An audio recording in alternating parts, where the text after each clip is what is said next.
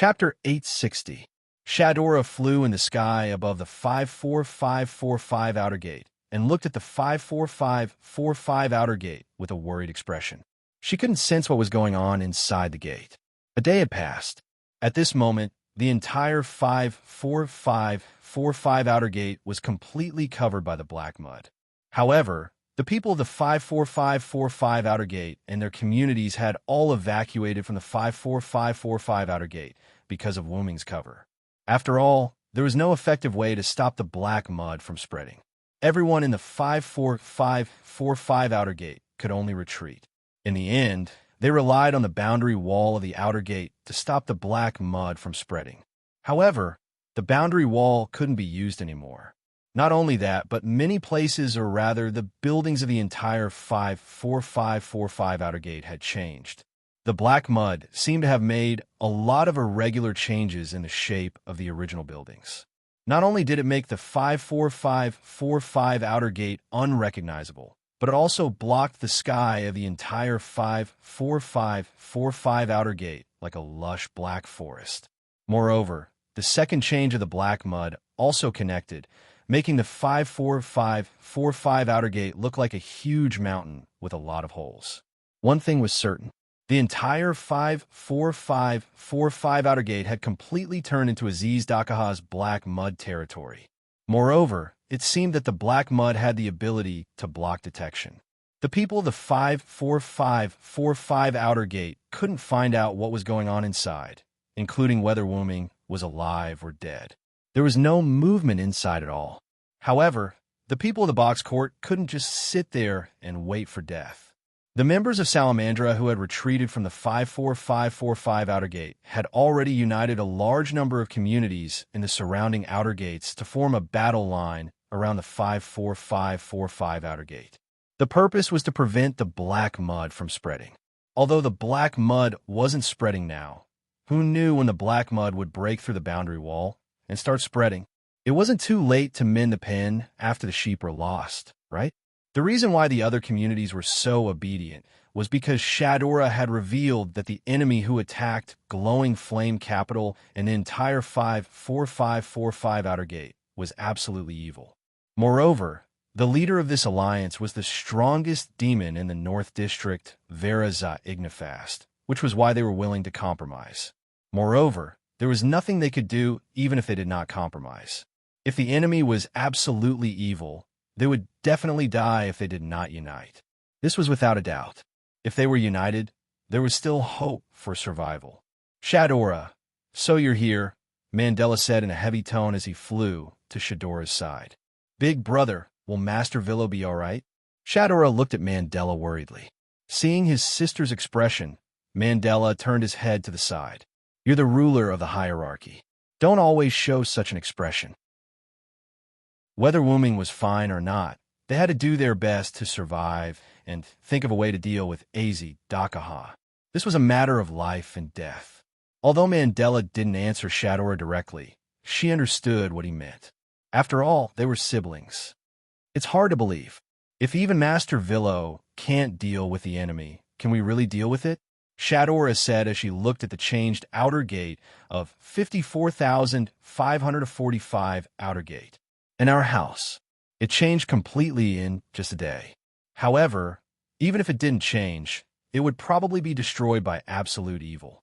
I've already sent out a distress signal to the other classes and reported this to the higher-ups of the box court. If nothing goes wrong, the Sky Army should be here soon.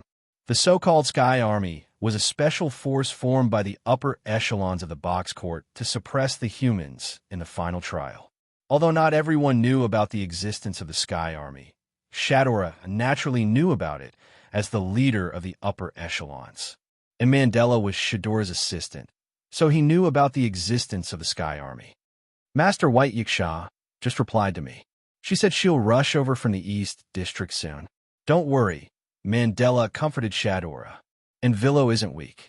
I think even if he can't kill absolute evil, he won't be killed by absolute evil.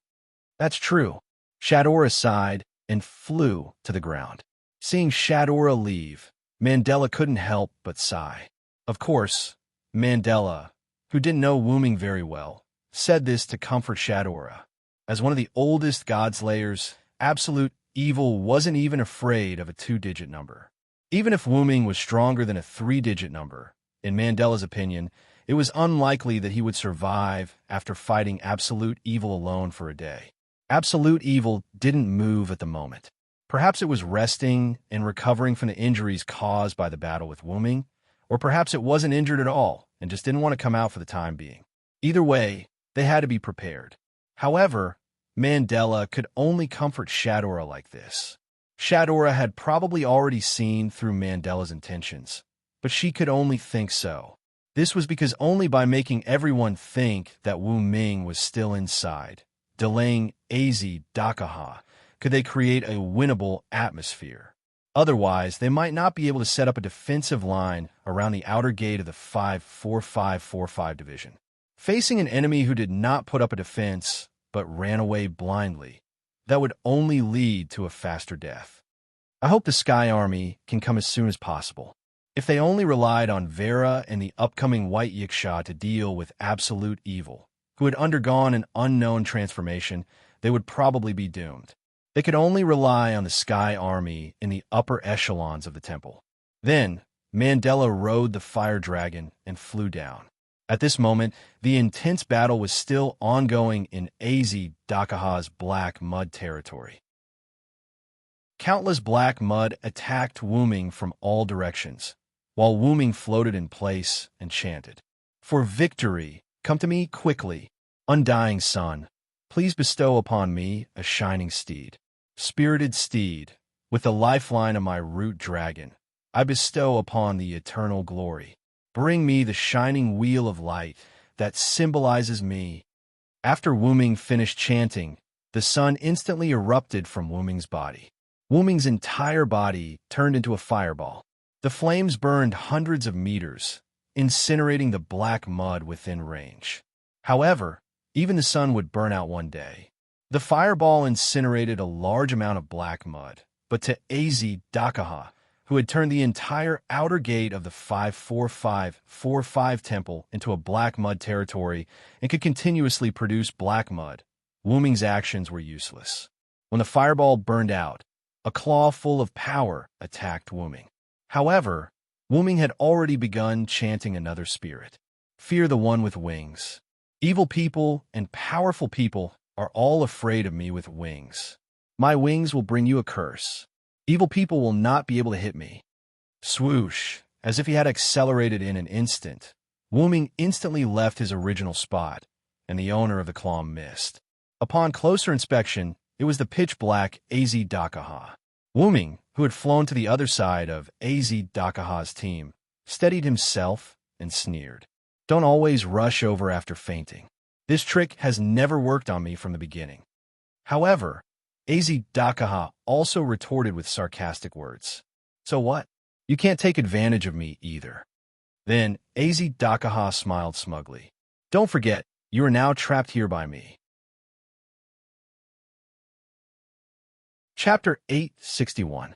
During the day of constant fighting between Wu Ming and AZ Dakaha, as if excessive destruction would usher in new life, Wu Ming destroyed a large amount of black mud, but at the same time, a large amount of black mud was produced, causing the black mud to spread faster.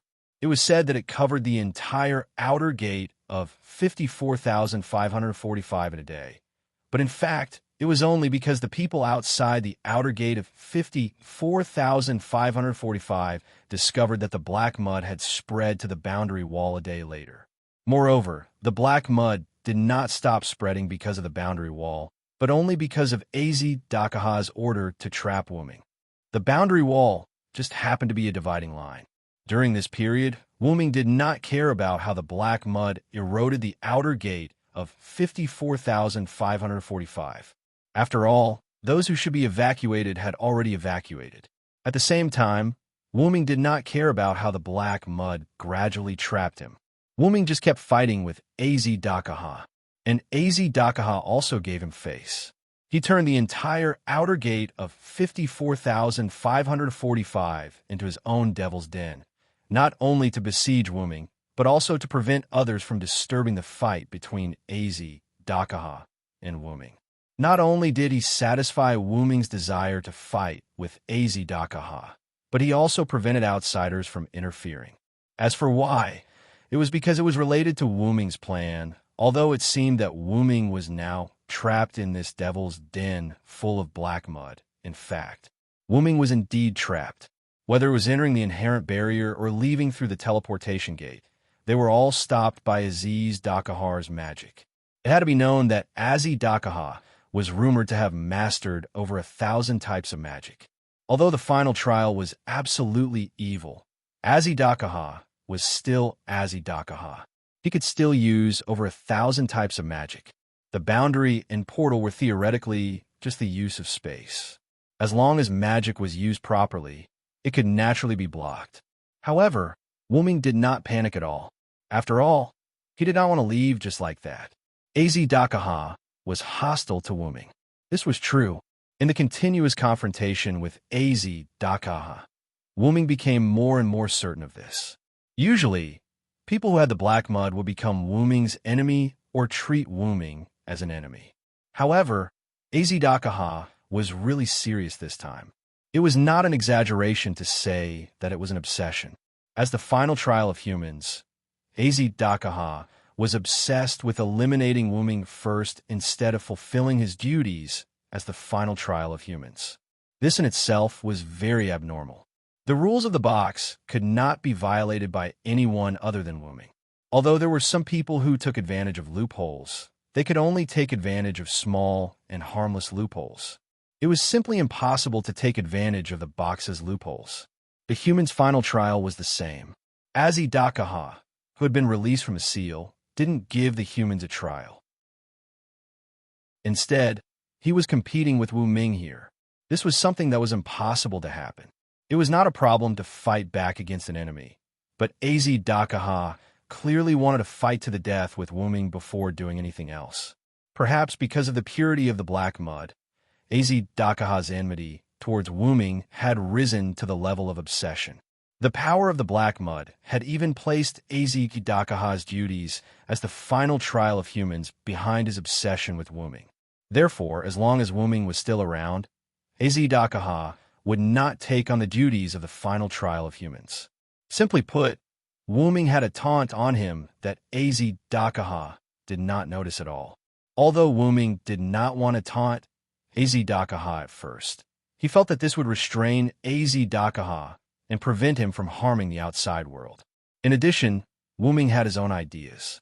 Therefore, he and Az-Dakaha fought in the Devil's Den for an entire day, or rather, an entire night. Az-Dakaha was released at night. Now, although Wuming could not see the weather outside, based on Wuming's sense of time, it was almost nighttime. After a day of fighting, Wuming more or less understood what he needed to understand. Do you still have time to be distracted? The 3-meter-tall Az-Dakaha took advantage of Wuming's momentary distraction to rush in front of Wuming. A huge dragon claw covered in black mud viciously pressed down on Wuming's face. Isn't that a given? After all, even if I'm distracted, you can't do anything to me. Ever since he started fighting with Az-Dakaha, Wuming's psychic energy had been released from his body. As long as anything came within 100 meters of him, Wuming could instantly sense it and react. Relying on the power of the sun and Phoenix of the 12 avatars, this was why Wuming could deal with Az-Dakaha for a day. Using Giant to wrestle in close combat, using Vitality to recover himself from time to time, and whenever he was surrounded by black mud, he would use Sun to burn it, and then use Phoenix to move. Simply put, it felt like Wuming was playing with Az-Dakaha all this time. No, it couldn't be said that, because lightning, lightning, lightning.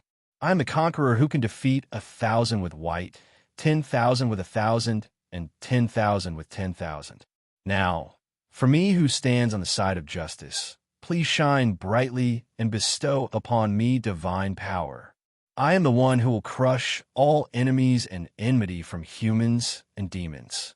Wuming, who was facing Az-Dakaha's palm, quickly chanted the power of Thunder God. Wuming himself turned into lightning and quickly distanced himself from Az-Dakaha. At the same time, He also used lightning to injure Az Dakaha, causing an extremely temporary paralysis effect on Az Dakaha.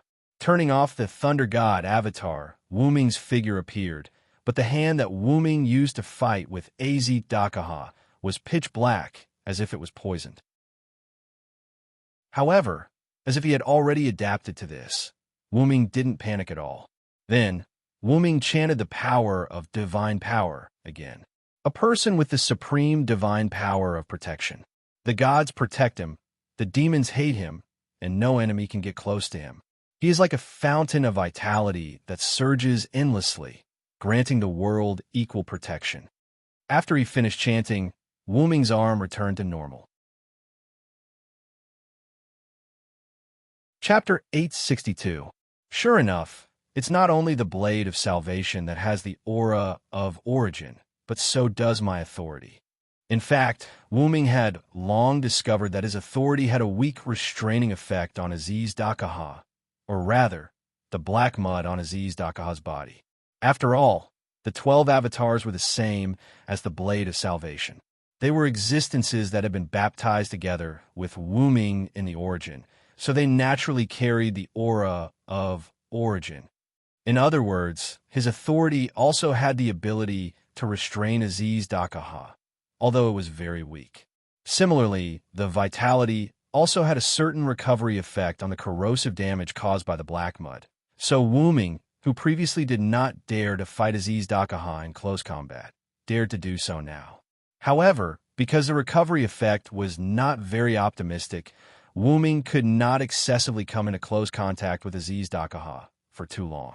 If he came into contact with him too much, the vitality avatar would lose its effectiveness. However, this power alone was far from enough. Whether it was the Blade of Salvation or the 12 avatars, they contained too little power of origin. Even if Az Dakaha was killed in an instant, Az Dakaha would be healed by the black mud. In addition, this place had now become Az Dakaha's black mud cave. If he did not clean up all the black mud, Az Dakaha's injuries caused by origin would completely disappear as soon as he came into contact with the black mud. No, perhaps even injuries not caused by origin would be healed by Az Dakaha. For example, right now, although Az Dakaha had injured Wu Ming in the previous exchange of blows, he had also been injured by a trace of origin power in Wu Ming's Thunder God avatar. However, a black mud tentacle approached Az Dakaha and gently touched him. Az Dakaha's injuries were immediately healed, and it was impossible to tell that he was injured at all. From this, it could be seen that Wu Ming was still unable to completely destroy Az Dakaha. Without power, you can't do anything to me. You can only be a lowly mouse in my cage, being toyed with by me. Ha ha ha. It was as if he was quite satisfied with Wu Ming's helpless look, but his laughter only added to the despair. Wu Ming wasn't a human. Wu Ming wasn't human. After adjusting his breathing, Wu Ming began to ponder. According to Az Dakaha, it seemed like he had never used his full strength and was only playing with Wu Ming. Wu Ming did not think that Az Dakaha was bluffing. Az Dakaha had once fought against millions of gods and was not at a disadvantage. Although there were only 3 digits of him, he was no weaker than the 2 digits of humans in the final trial. Just the god spirit level body, created from his blood alone, was enough to make him suffer. By the way, this information was obtained from Galgi by Wu Ming's clone. This information was mixed in with the Lune runes from before. Perhaps it was because Az Dakaha was covered in black mud, but Wu Ming had never seen Az Dakaha use the blood clone technique. However, this technique should be considered passive and could not be used actively. Moreover, Az Dakaha's blood had probably been assimilated into the black mud. Did that mean this technique could not be used? Wu Ming was overthinking things. Since the blood had been assimilated by the black mud, didn't that mean the black mud was Az Dakaha's blood? Roar! Suddenly, Az Dakaha roared. Under Wu Ming's solemn expression, blurry things appeared from the black mud. There was no doubt that these were Az Dakaha's clones. Roar, roar, roar. These indistinguishable black clones roared in unison, and then rushed in Wu Ming's direction, or it could be said that they were carried by the black mud and flew over. It seemed that Aziz Dakaha was not prepared to continue playing with Wu Ming. Coincidentally, Wu Ming had the same thought. God says humans are sinful. God says humans need to be purified. Thus, I bestow the flood upon my body.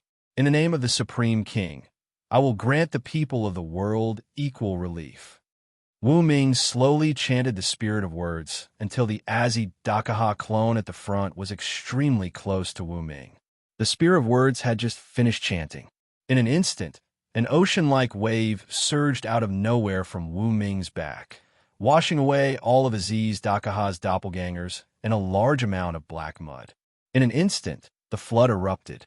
The flood that submerged the entire outer gate of 54,545 caused Aziz Dakaha to raise his height. He was clearly surprised by Wu Ming's move. Without stopping, Wu Ming extended his left hand and continued to chant other spirit of words. Thou hast violated the contract and brought sin to the world. Lord's day, sinners shall be punished. Crush their backs, dig out their bones, hair, and brains, and trample on their blood and mud. If I am the one who cannot approach the darkness, I will follow the words of the Lord and destroy thee. The flood changed color and turned black. At the same time, the flood also changed in nature. The black mud was being eroded by the flood that was mixed with twice the original power.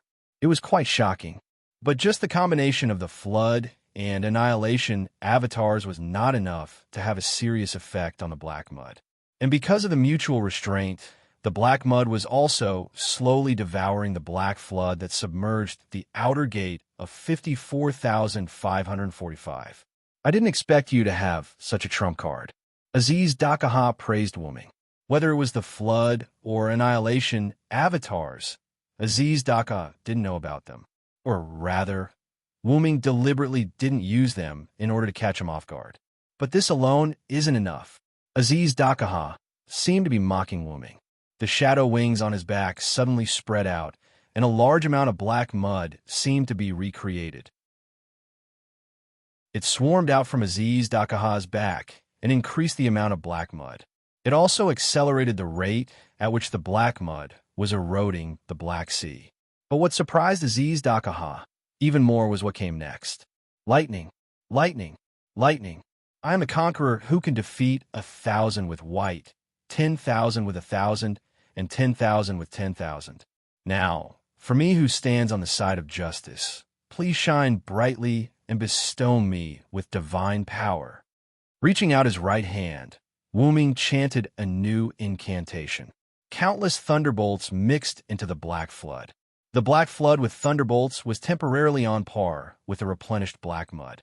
At this moment, Wu Ming's two outstretched hands suddenly clasped together. I'm the one who will crush all enemies and enmity between humans and demons. Suddenly, Wu Ming adjusted the Thunder God avatar to the maximum output. Suddenly, the area contained by the Black Sea, or rather, the entire outer door of the 54545 division, was filled with thunderbolts. The Black Sea instantly became a sea of thunderbolts. However, the large amount of thunderbolts didn't spread to the surroundings. Instead, they evaporated the entire Black Sea. The entire Black Sea was disappearing at a speed visible to the naked eye. Is his brain damaged? Or is it that he didn't control his moves well? Aziz Dakaha mocked Wu Ming's play of his own attack, canceling out his own attack. But then, Aziz Dakaha realized that something was wrong, because his entire black mud den was covered in fog. Chapter 863. What are you trying to do? Aziz Dakaha couldn't help but shout. The black ocean that had been evaporated by the Thunder God's incarnation had now turned into mist and filled the entire black mud cave.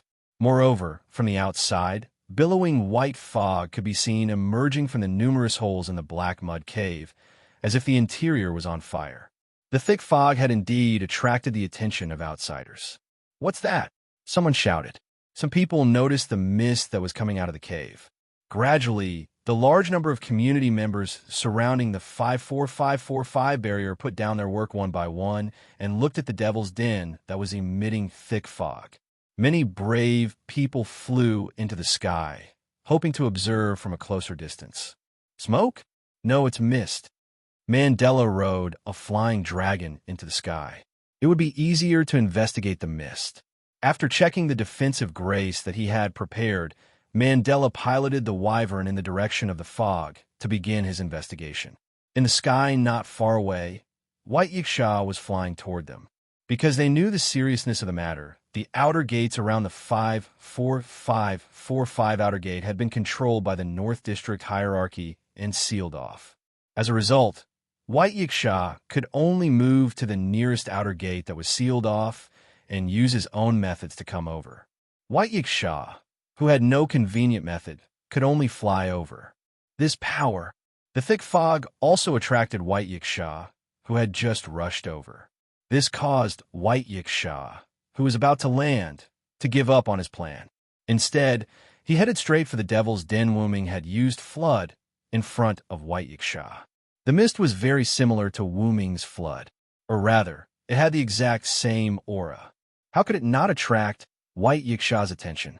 In the temporary meeting room of the 54545 Outer Gate Alliance, Shadora, who was alone with Vera to discuss the situation, also ran out because of the mist. Vera was the same. Villo, Vera muttered softly.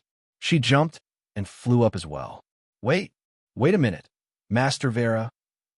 Shadora immediately followed after seeing this.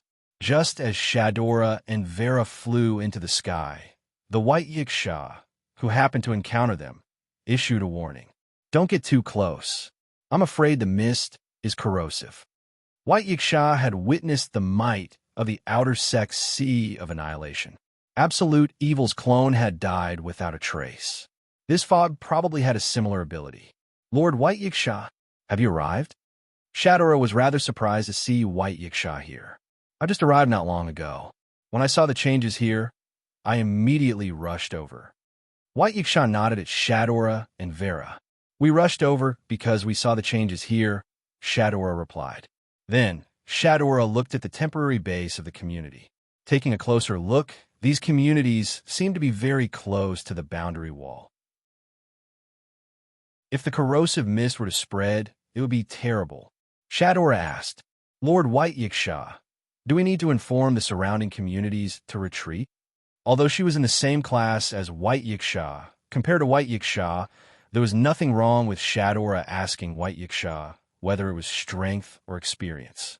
However, Vera answered Shadora instead of White Yiksha. This is a gift from the Villo. It has the aura of a Villo. Vera meant that there was no need to retreat. Not only that, but Vera also gave White Yiksha the urge to rush in. Don't act rashly, Vera.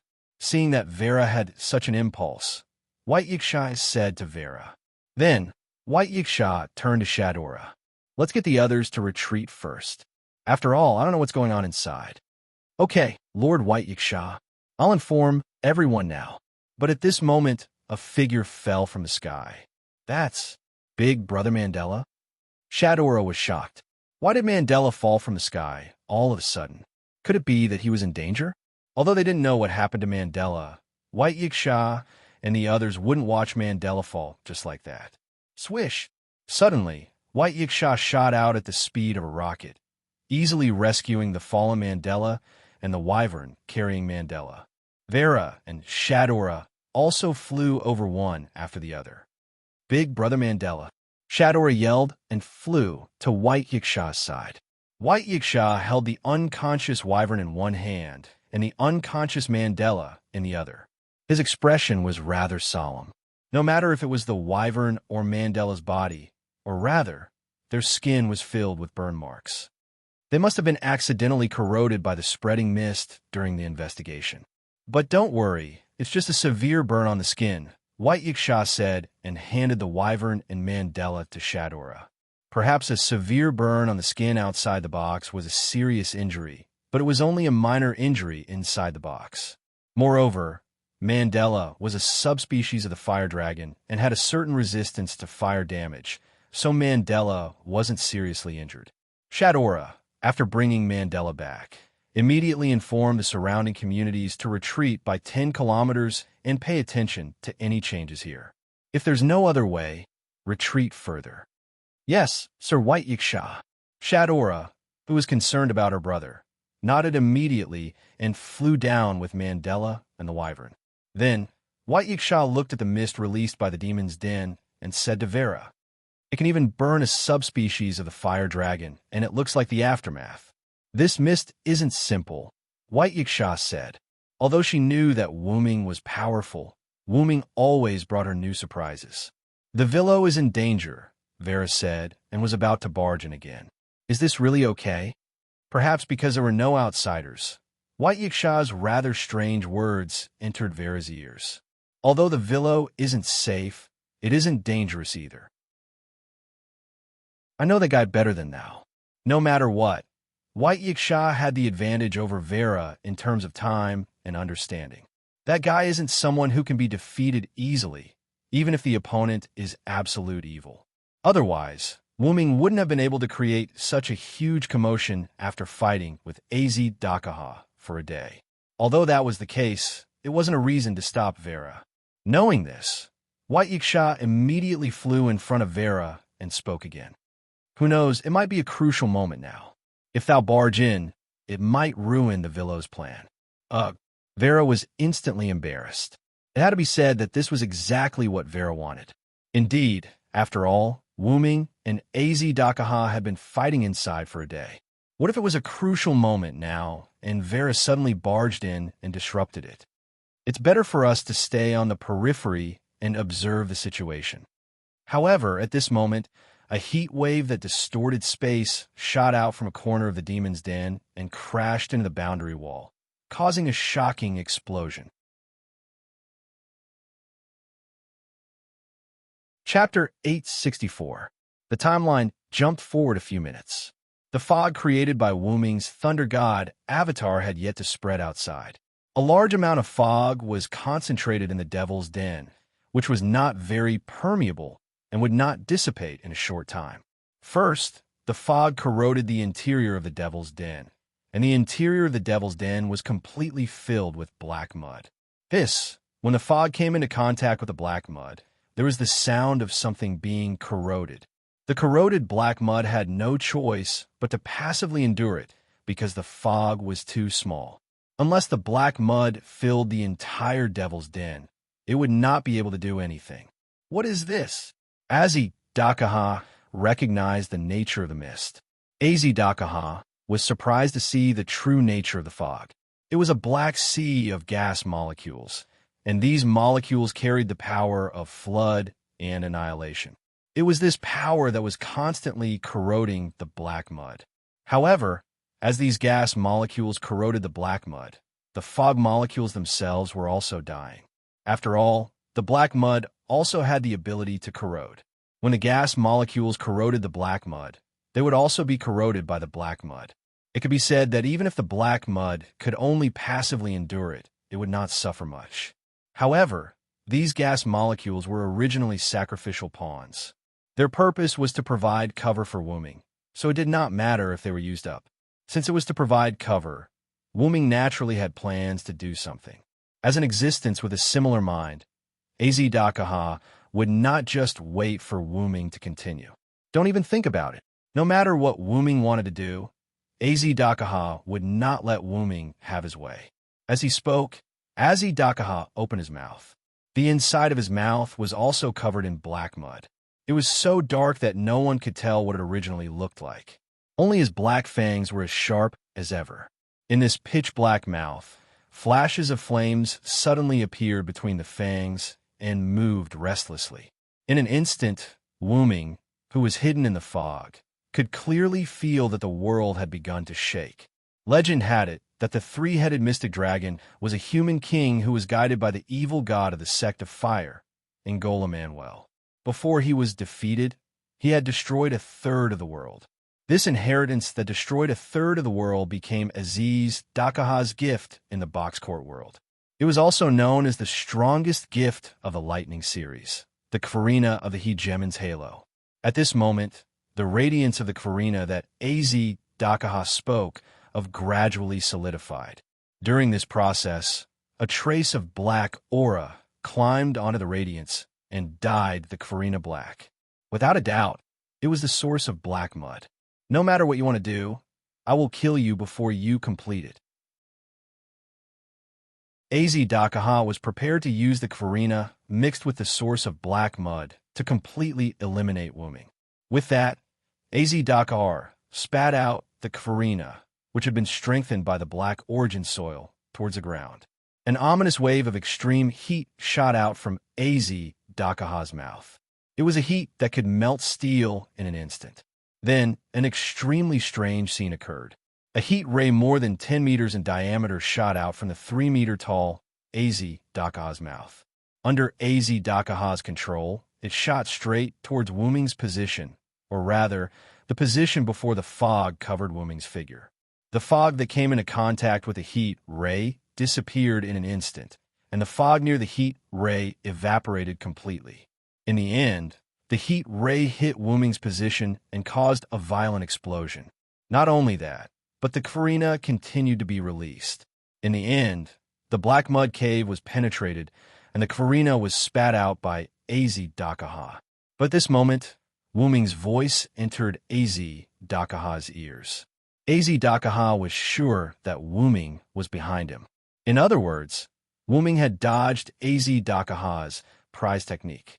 Perhaps it was the interference of the corrosive fog that caused Az Dakaha's perception to drop for a moment, so he didn't notice Wuming's movement. As for Wuming, he had already started chanting the words of the phoenix incarnation when the fog had covered his body. He arrived behind Az Dakaha. However, before Az Dakaha could get angry, a feeling of surprise rushed to his mind. For victory, quickly come before me. Undying sun, please bestow upon me a shining steed. The demonic whisper entered Az Dakaha's ears, and at the same time, Az Dakaha could feel a wave of heat spreading from his back. Immediately after, another sentence of strengthened words came out. Spirited steed, I, the lifeblood of the dragon of origin, bestow the eternal glory. Bring me the shining wheel that symbolizes me. The heat was mixed with the aura of a large amount of origin power. It was certain that Wuming was behind Az Dakaha, and he was very close. But soon after, Az Dakaha had doubts. He couldn't possibly have so much origin power, right? But what was certain was that if Az Dakaha was hit by this move, there was a high possibility that he would be killed, ignoring the rules of the box court. It was a huge crisis, but Az Dakaha wouldn't just sit there and wait for death. If Silent Wonder's attack hit Az Dakaha, then Az Dakaha might be able to insta-kill him. However, at such a close distance, if Silent Wonder was hit by Karina's wheel of hegemony, the Karina in his mouth, which had yet to be completely extinguished, once again ignited with a black light. Az Dakaha abruptly turned his body and shot it out. A heat ray that was several meters long instantly covered everything in front of Az Dakaha. Although the Karina's power and range weren't as strong as before because it wasn't charged, Az Dakaha didn't think that Wuming could withstand this attack. Where are you attacking, Az Dakaha? Wuming's figure appeared as he spoke, and Wuming's current position was right next to the heat ray that hadn't ended yet. Az Dakaha was right. Wuming couldn't withstand the Karina mixed with black mud, but if Az Dakaha couldn't hit Wuming, it would be a different matter. It could be said that if Az Dakaha had released the Karina, Wuming would have died without a doubt. But Az Dakaha had missed. How is this possible? Az Dakaha's pitch-black pupils dilated a little. Clearly, he didn't believe that he had made a mistake. Chapter 865. At such a close distance, how could the three-headed demonic dragon, Az Dakaha, who was the ultimate evil god of the sect of fire, make a mistake? In Az Dakaha's perception, Wuming was clearly behind him. How could he have shifted his position? How could Az Dakaha's Karina just miss Wuming by a hair's breadth? Whoosh! A A few gusts of wind blew past Aziz Dakaha's face. The fog that was slowly dissipating due to the heat rays was also accelerated by the gusts of wind, causing it to dissipate even faster. The multiple layers of wind will refract light. The principle of light refraction was simple. It was nothing more than the refraction of light through different media at different speeds. Aziz Dakaha's guess was right. Wuming had used the storm incarnation to control the wind, allowing the multiple layers of wind to refract light. This caused Aziz Dakaha's Farina to shift a little bit. As for how to do it, Wuming referred to Altoria's Wind King barrier.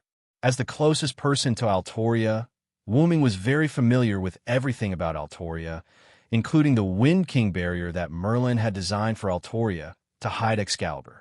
Altoria's Wind King barrier was not so much a noble artifact as it was a special magic trick. The principle was simple. It simply used the multiple layers of wind attached to the holy sword to change the refractive index of light to achieve the effect of hiding the sword, preventing the opponent from obtaining information about the weapon. However, the Wind King barrier could only achieve the effect of hiding and not refracting. It could not shift Wuming's figure, and it was even more difficult to shift Karina, which was mixed with black origin soil. However, with other assistance, there would be no problem. The fog that filled the Devil's Den was the product of Wuming's thunder incarnation to change the form of flood and annihilation. Naturally, it was also Wuming's authority. Thus, it was relatively easy to control. The mist itself was a thin layer of water, but Wuming's mist was an even thinner existence. As everyone knew, water could be refracted. Fog's refraction effect was weaker than water's, but it could still do the same. Whether it was the fog that seemed to be blown away when Aziz Dakaha used Farina, or the fog that combined with wind to shift Wuming's position, it was all done by Wuming. However, a simple refraction of light could not make Aziz Dakaha fall for Wuming's trick.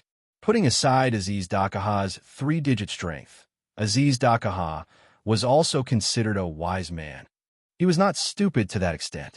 Therefore, relying only on storm, flood, and annihilation was still insufficient. In the end, Wuming activated the rarely used Magician Incarnation. When the Magician Incarnation that could perform the miracles of the gods, the Storm Incarnation that brought with it multiple layers of wind, and the Flood Incarnation and the Annihilation Incarnation that were affected by the Thunder God Incarnation, the combination of these three brought about a trick that fooled Aziz Dakaha. The wind covered Wuming's figure, and the fog refracted Wuming's figure. The god's miracle transformed the two into something that could even deceive the evil god, the ultimate illusion. As Wuming spoke, he raised his head and looked at Aziz Dakaha with a pair of golden eyes. Wuming was not good at illusions, but that did not mean he did not know how to use them. Back in Britain, Wuming was influenced by Merlin's powerful illusions. He had a lot of experience in illusions, and today, it came in handy. Although Wuming did not put much effort into illusions, but with the combination of multiple powers, he finally achieved an ultimate illusion that could even deceive the gods. Aziz Dakaha's mistake was the best proof of Wuming's illusion. Just a trick to fool people. How dare you keep me in the dark? Aziz Dakaha was enraged. If Wuming could defeat him in a head-on battle, he would be convinced and would not be angry. After all, Wuming was the root dragon. Even if he was defeated by Wuming, there was nothing to be ashamed of. But Wuming had used a trick like illusions to get behind him. Putting aside the issue of identity, Aziz Dakaha was a 3-headed demonic dragon who had mastered thousands of magic spells. It was a great humiliation that he was blinded by illusions. However, Aziz Dakaha did not need to worry about anger. He had no time to dodge. What he needed to think about now was how to deal with Wuming's sun that had been compressed to the size of a palm and was about to explode. The heat that he had sensed at the beginning was coming from the sun. Checkmate, Aziz Dakaha. With Wuming's smile, Aziz Dakaha was covered in the light of the sun. Outside the Devil's Den, the members of the community who had formed an alliance around the realm wall were terrified. After Shadora conveyed White Yiksha's instructions, they began to retreat. The huge heat ray that had pierced through the Devil's Den had destroyed a large piece of the realm wall. The aftermath of the explosion had affected many people. Although no one was killed, many were injured. Although the realm wall was not so strong that nothing could destroy it, it was not so easily destroyed. As a huge barrier that divided the community, the quality of the realm wall was naturally guaranteed. Not to mention, there was the existence of the realm gate on the realm wall, which increased the quality of the realm wall to another level. However, it was the strange heat ray that had shot out from the Devil's Den that had easily destroyed the realm wall. However, they could not be sure who had launched the attack just now. Was it absolute evil, or was it a hero who was fighting absolute evil? However, they could be sure that it was absolute evil or the hero who was fighting absolute evil. No matter who had launched the terrifying attack just now, the other person who could fight with the opponent for a day could be said to be a formidable expert. If these people had only taken the incident of the 5-4-5-4-5 outer gate being submerged in black mud seriously before, they were now terrified. This was also why they had started to retreat without hesitation when they learned that White Yiksha had signaled for everyone to retreat. After all, this was something that could not be helped. A member of the community in the retreating team would occasionally look at the pitch-black Devil's Den behind them.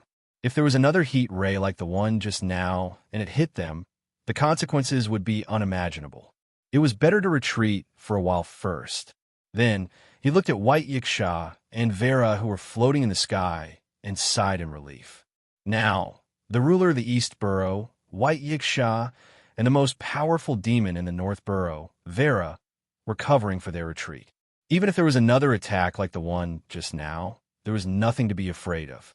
Reality proved that this person was overthinking. White Yiksha and Vera were indeed covering for their retreat, but the two of them still had lingering fears from the attack just now. That was absolute evil's move.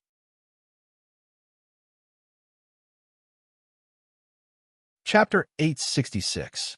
White Yiksha's expression was extremely serious. He was absolutely certain that it was absolute evil Azzy Dakaha's move. The strongest gift of the flash element, Karina, was formed from the inheritance that destroyed 1/3 of the world. Villa will be fine. Although Vera comforted herself, she was still worried about Wuming. Since Vera was already like this, White Yiksha was naturally not any better. Even if she retrieved the spirit core, she might not be able to deal with absolute evil. If it's really the end. However, before White Yiksha could finish speaking, the entire Devil's Den instantly turned red as if it was burning from the inside. Sensing the danger, White Yiksha immediately retreated. Then, a blazing pillar of fire shot up into the sky. The entire sky was dyed red, and space began to distort from the heat of the pillar of fire. This is the flames of the sun. White Yiksha raised a hand and covered half of his face. The eruption of the pillar of fire caused a violent gale. The gale seemed to be blowing away the air, sweeping away some of the surrounding teams that had yet to completely retreat. Everyone felt suffocated for more than 10 seconds. After withstanding the strong wind with great difficulty, what came next was the extreme heat. The realm wall began to slowly melt, and part of the land outside the realm wall directly turned into magma. Among the Alliance members who had yet to completely retreat, many things, such as tents, paper, and human hair, were directly ignited by the heat of the pillar of fire. Even many people's clothes were burning. Even Shadora and the others with the Fire Dragon bloodline could not withstand the heat. The sweat that they had just excreted immediately evaporated, and their bodies also felt a severe lack of water. Some ordinary people did not even sweat and directly fainted. Some special races were also affected. For example, the body of Aisha Ignifartes, who came to volunteer as support, even fluctuated as if she was about to die. Jack was so scared that he immediately used his body to protect Aisha. It could be said that if White Yiksha had not asked the Alliance members to start retreating, many people would have directly evaporated because of the pillar of fire that pierced through the entire black mud Denver. After all, the black mud cave covered the entire outer sect of the 5-4-5-4-5. Although it was inconceivable, the fire pillars also covered the entire outer sect of the 54545. At such a close distance, White Yiksha could completely determine that the fire pillar in front of him had such an ability. Immediately following that, White Yiksha's expression changed because she realized that the pillar of fire had no intention of stopping. It was even accelerating the pillar of fire towards the sky. Not good. Seeing this scene, White Yiksha turned pale with fright. If a pillar of fire with such a range and power rushed into the sky, it would definitely smash a huge hole in the sky surrounding the box court. It might even affect a very large area of the box court curtain. This would definitely have a very serious impact on the box court. At that time, something would definitely happen to some of the races protected by the box curtain. For example, the vampires, who couldn't face the sun directly, would suddenly burn to death under the dangerous sunlight. However, someone was a step faster than White Yiksha. Swish! Vera rushed into the sky at an extremely fast speed like a hot knife through butter. It looked like Vera was prepared to block the powerful pillar of fire that rose from the ground by herself. Vera! White Yiksha cursed inwardly and immediately flew up. This pillar of fire was no trivial matter. Ignoring the range of effects, its power wasn't something that could be casually blocked. But so what? Didn't she need to block it if she couldn't block it? The answer was naturally no. White Yiksha was only complaining that Vera was prepared to take the risk alone. There was no other meaning. Therefore, White Yiksha immediately caught up to Vera. Vera, look at how quiet you are. Why are you always so impulsive? White Yiksha said to Vera as he flew at top speed. Because they will be in danger, Vera simply replied.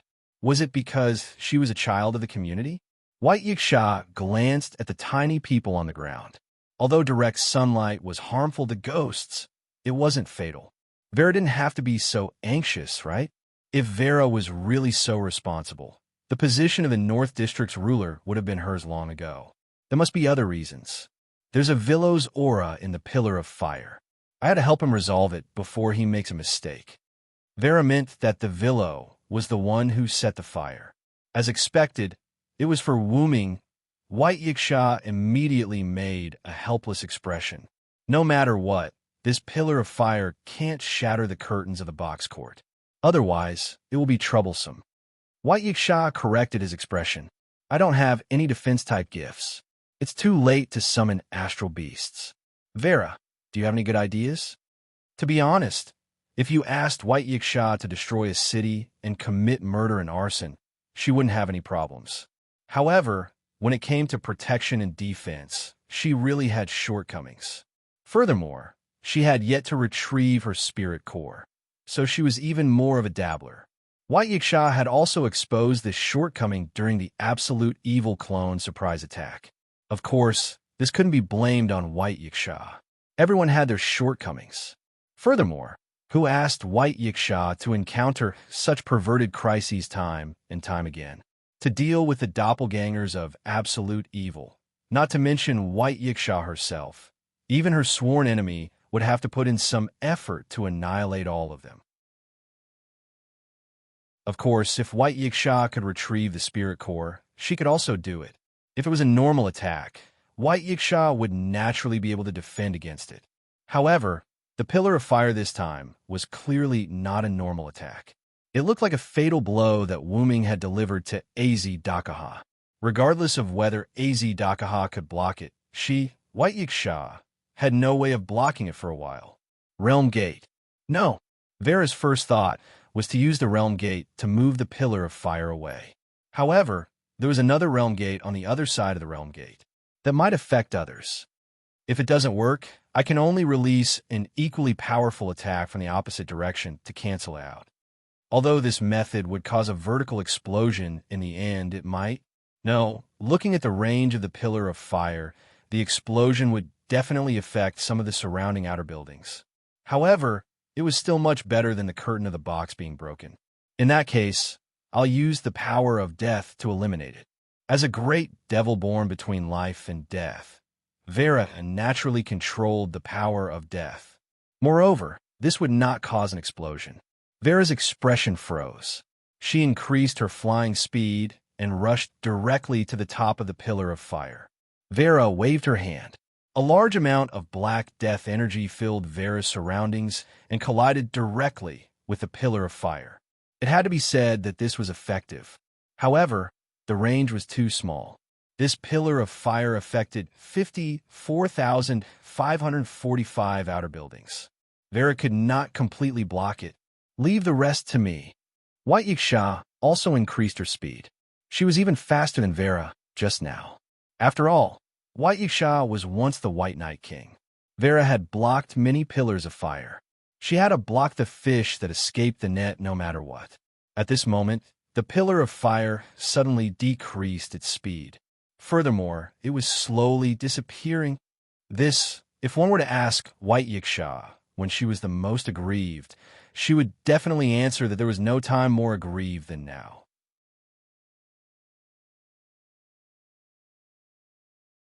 Chapter 867.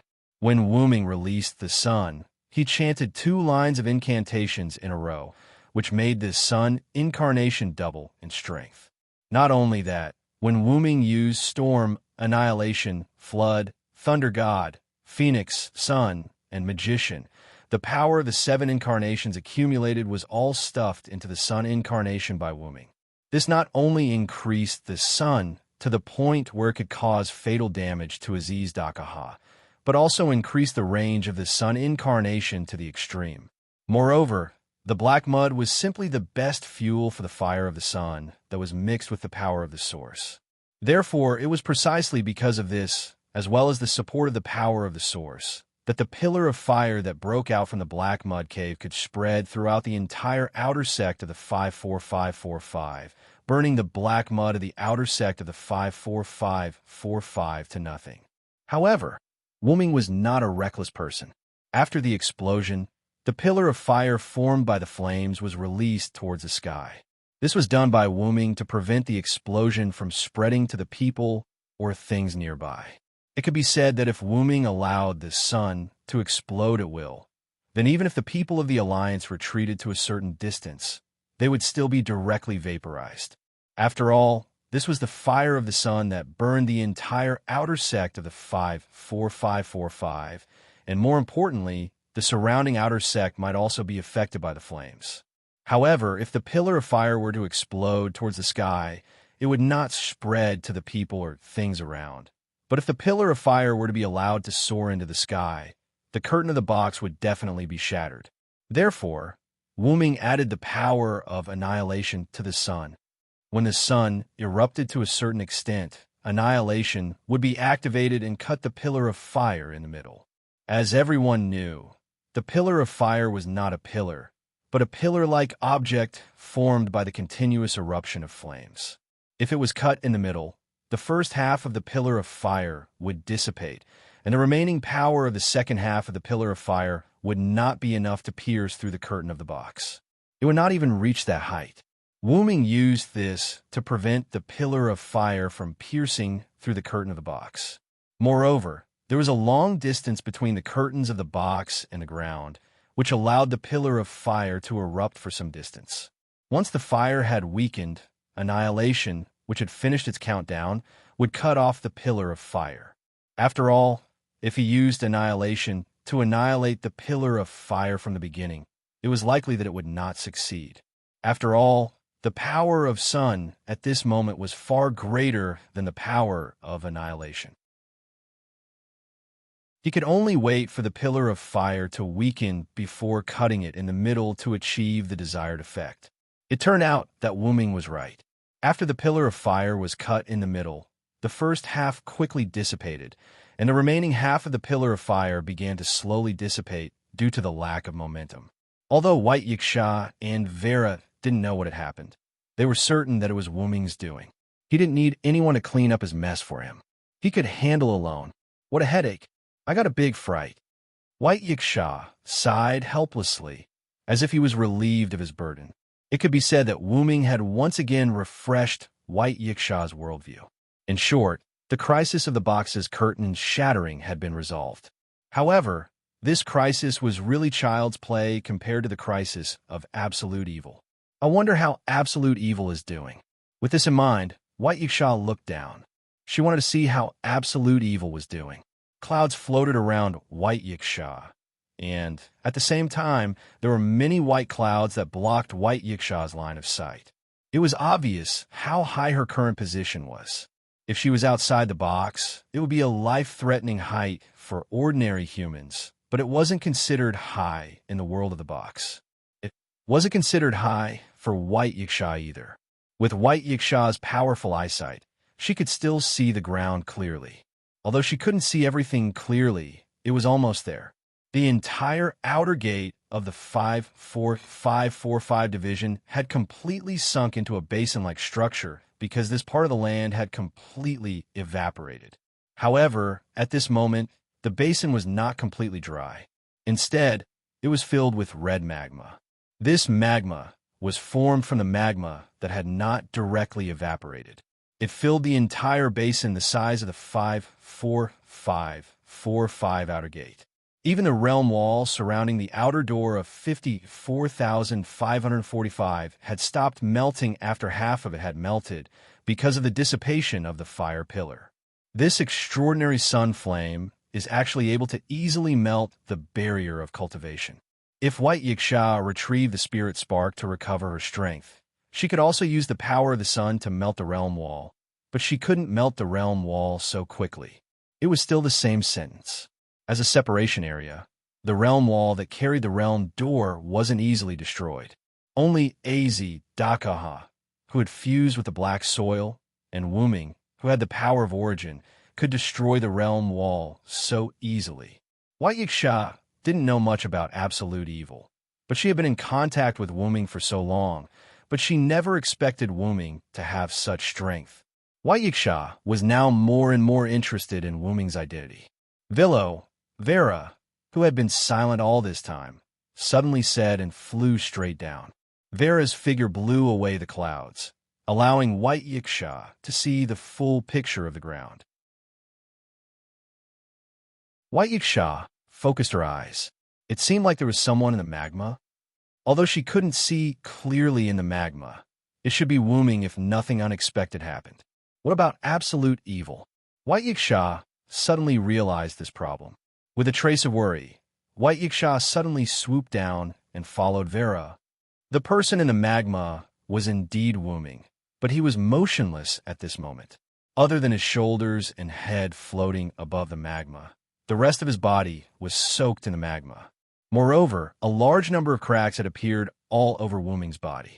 Specks of blue magic power particles were emitted from the cracks, and he allowed the magma to cause secondary damage to the spirit base. His current appearance was not caused by the explosion of the sun incarnation, but the collapse of the spirit base due to overload.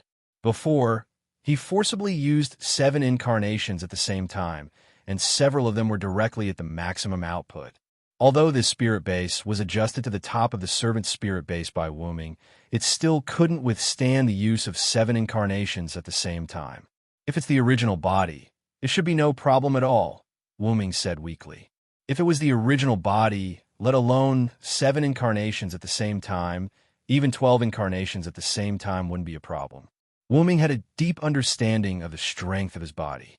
Although he was trying to be brave by using his incarnation on the spirit base, he had now achieved his goal. Wuming under the magma couldn't help but clench his hand. Suddenly, a sweet voice came from the sky into Wuming's ears. Villo. Wuming subconsciously looked up. It turned out to be Vera. Are you okay, Villo? Flying above the magma, Vera looked at Wuming, who was soaked in the magma, and felt a little distressed. It's all my fault. I'm sorry. Vera apologized to Wuming with shame. If Wuming didn't help her deal with Maxwell, this wouldn't have happened. However, Wuming shook his head. Don't blame yourself, Vera. Nothing happened to me. Or rather, it was as Wuming wished. As for why, at this moment, White Yiksha also came above the magma and asked Wuming nervously, Villo, where is absolute evil now? As if responding to White Yiksha's words, there was a surge under the magma at this moment.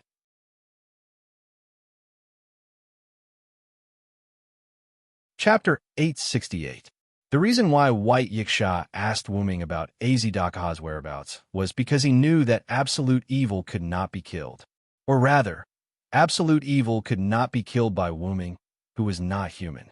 The final trial of humans could only be passed by humans.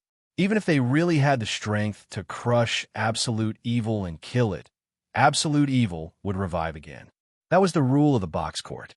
White Yiksha did not know that Wuming could ignore the rules of the box court and kill absolute evil.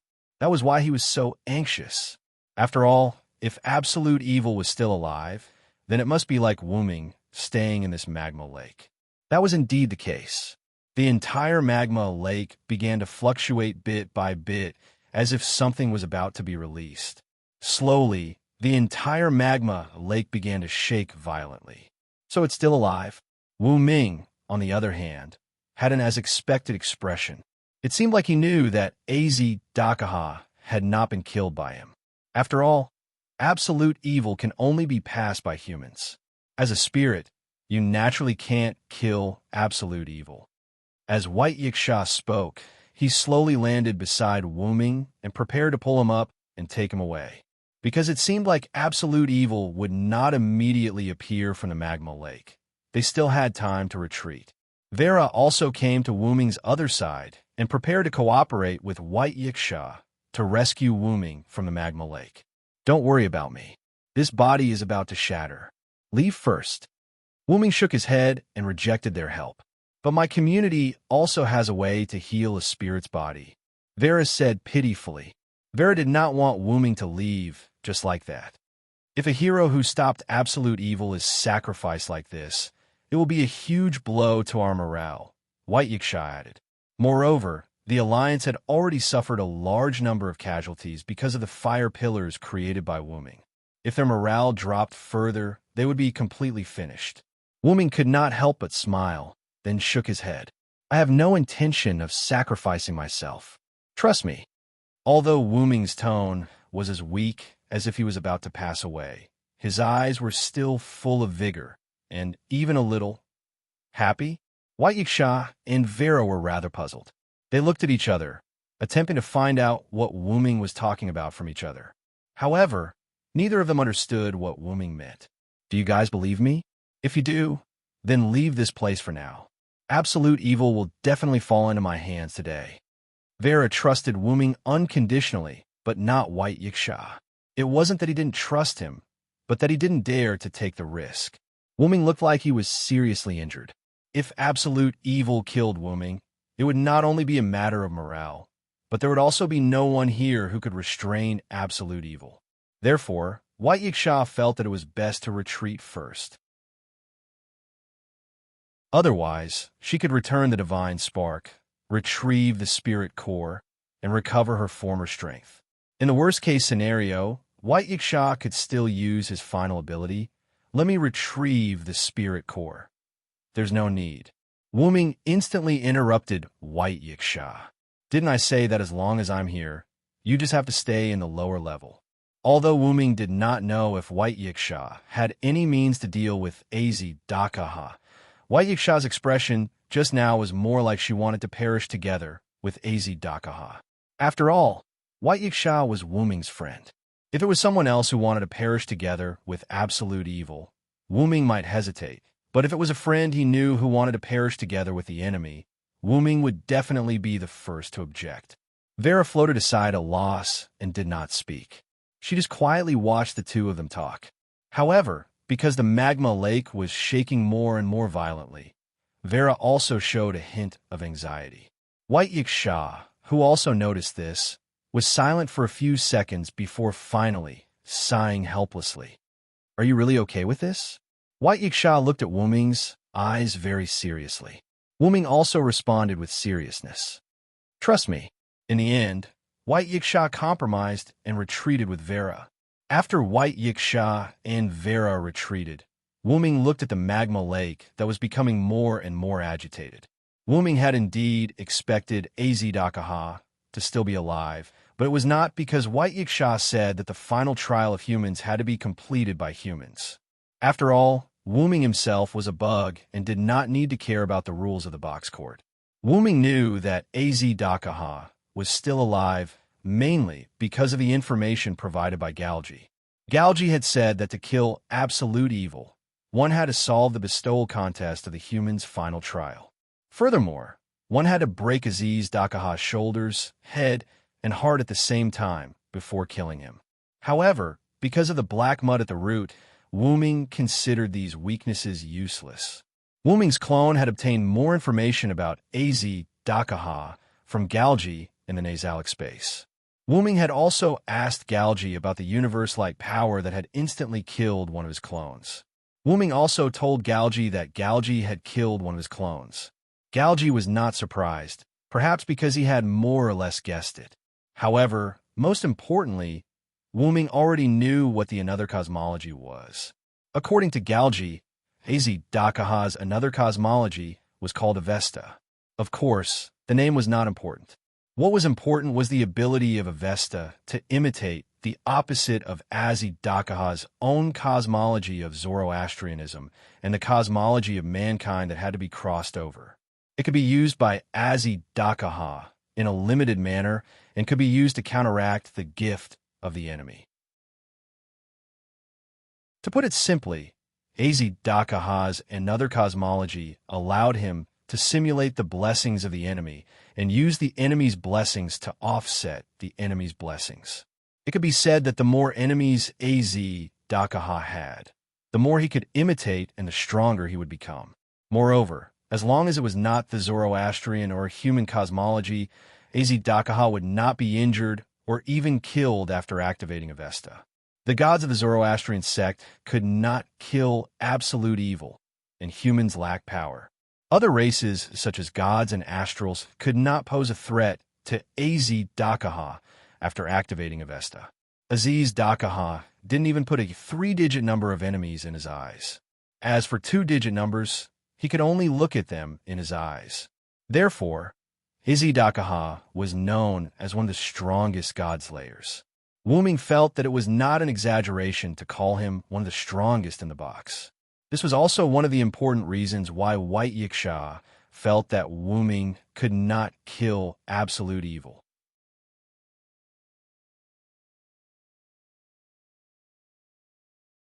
Chapter 869. Wu Ming was neither a fire worship sect deity nor human. As long as Az Dakaha had the simulated cosmic atlas, it was impossible for Wu Ming to hurt or even defeat him. Wu Ming could ignore the rules of the box and kill Az Dakaha. If the sun, which had condensed the power of 7 avatars, hit the defenseless Az Dakaha, he could definitely kill him. However, Az Dakaha had the simulated cosmic atlas. If Az Dakaha had used the power of the simulated cosmic atlas, he might have been able to survive. Perhaps it was a trump card, but Az Dakaha had never used it. If there was a crisis, Az Dakaha would definitely use it. And this so-called crisis was just like what happened just now. Not to mention, after fusing with the origin black mud, Az Dakaha's another cosmology might have undergone some changes. Therefore, Wu Ming knew that he could not kill Az Dakaha. In other words, Wu Ming's goal from the beginning was not to kill Az Dakaha, but something else. With that thought in mind, Wu Ming looked at the large whirlpool that had appeared on the magma lake. It was almost time for Az Dakaha to appear. Walala, like a carp leaping out of the water, Az Dakaha broke through the magma and flew into the sky. At this moment, Az Dakaha was still covered in black mud, but the amount of black mud seemed to be much thinner than before. Az Dakaha's heart seemed to have become transparent. The huge heart kept beating, but other than that, it did not look like he had been soaked in magma, nor did it look like he had been hit by Wu Ming's sun avatar. But Az Dakaha knew very well that he was almost killed. If he hadn't activated the another cosmology simulation in time, he wouldn't have been able to save himself. I have to say, my old enemy, I have underestimated you. So, then, Dakaha opened his mouth again, and the black light began to condense. This was the sign of the Kvarina. I have decided to kill you here and now. In the face of the Kvarina, which was right in front of him, Wu Ming did not show the slightest hint of panic. You can't do it, Az Dakaha. Although his voice was weak, Wu-ming had a smile on his face. He did not look like he was about to be killed.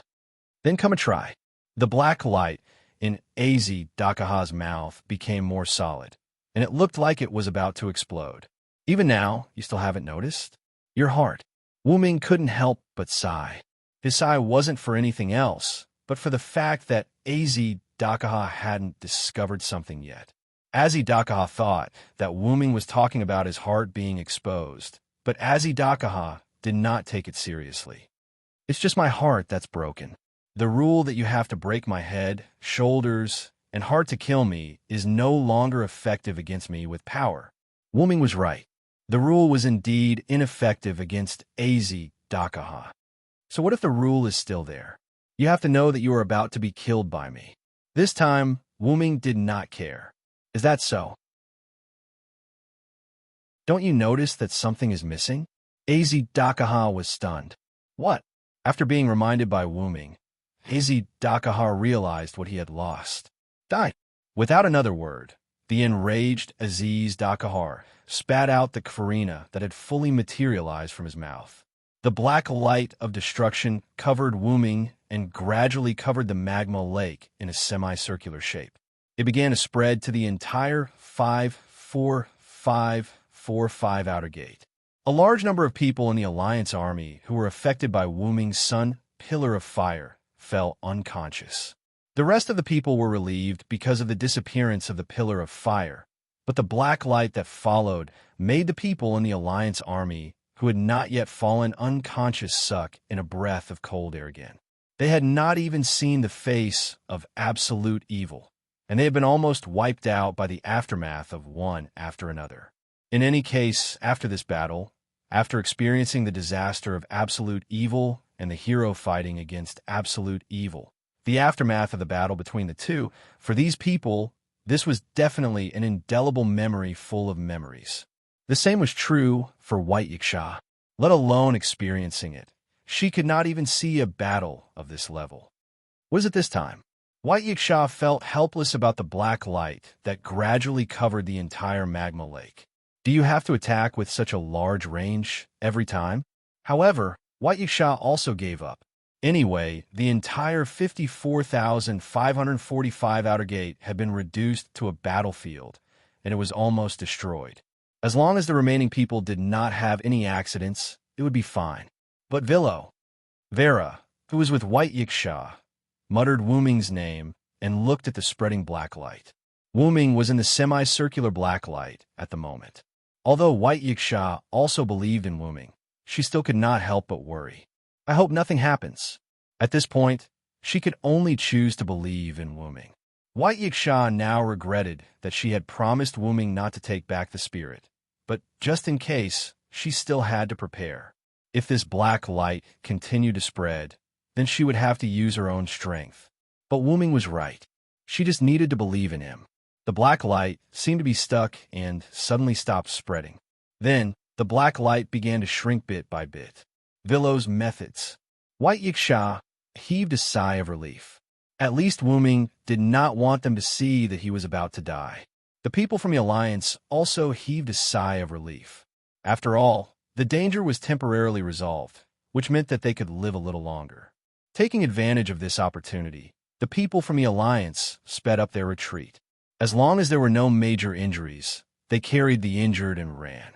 You bastards, slow down. Although Mandela had already woken up, his body was still very weak. At this moment, he was being carried away by a few members of Salamandra. Coincidentally, these people were Mandela's trusted aides in Salamandra. But because of the bumpy ride, Mandela's entire body was in pain. I'm fine. Put me down. Where's Shadora? She's the most important person in Salamandra. Although Mandela was burned unconscious by Wu-ming's mist, it was not to the extent that he could not walk on the ground. But at this moment, his hands and feet were held by these trusted aides, and he could not use his strength at all. He could only scold these people and ask them to put him down quickly. However, Mandela's scolding was incredible. His trusted aides used all their strength and sped up their retreat.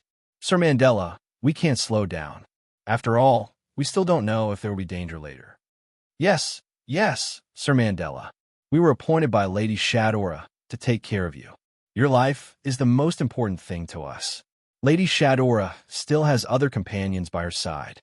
Our mission is to escort Sir Mandela to his safe place. You better not talk, Mandela. Be careful not to bite your tongue in the wind. As they spoke, they sped up their legs again.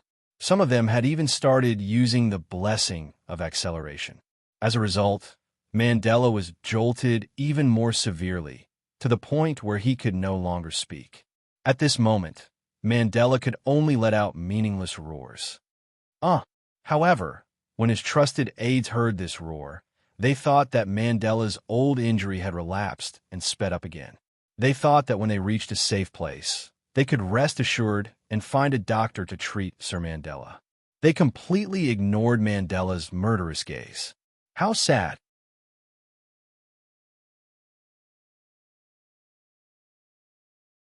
Chapter 870. In the Magma Lake, where Wu Ming and Az Dakaha were located, Aziz Dakaha was forced to freeze. Golden chains extended from the lava lake and wrapped around Aziz Dakaha's body, locking him tightly in the air. However, the chains did not lock him in from all directions. Although it was strange, Az Dakaha could not move. At the same time, the Karina of the hegemon was also locked by Aziz Dakaha. This is, even though Az Dakaha was immobilized by the golden chains, he could still speak. My Karina, in his free time, Aziz Dakaha still had the time to marvel at the disappearance of his gift. At this moment, Wu Ming's voice entered Az Dakaha's ears. What a pity, Az Dakaha. Az Dakaha looked down. Wu Ming was still soaked in the lava lake, but the cracks on Wu Ming's body were getting bigger. It looked like he was about to disappear. Is this the power of the origin power? It is indeed powerful, ha ha. Az Dakaha was not depressed about being captured. Instead, he laughed loudly.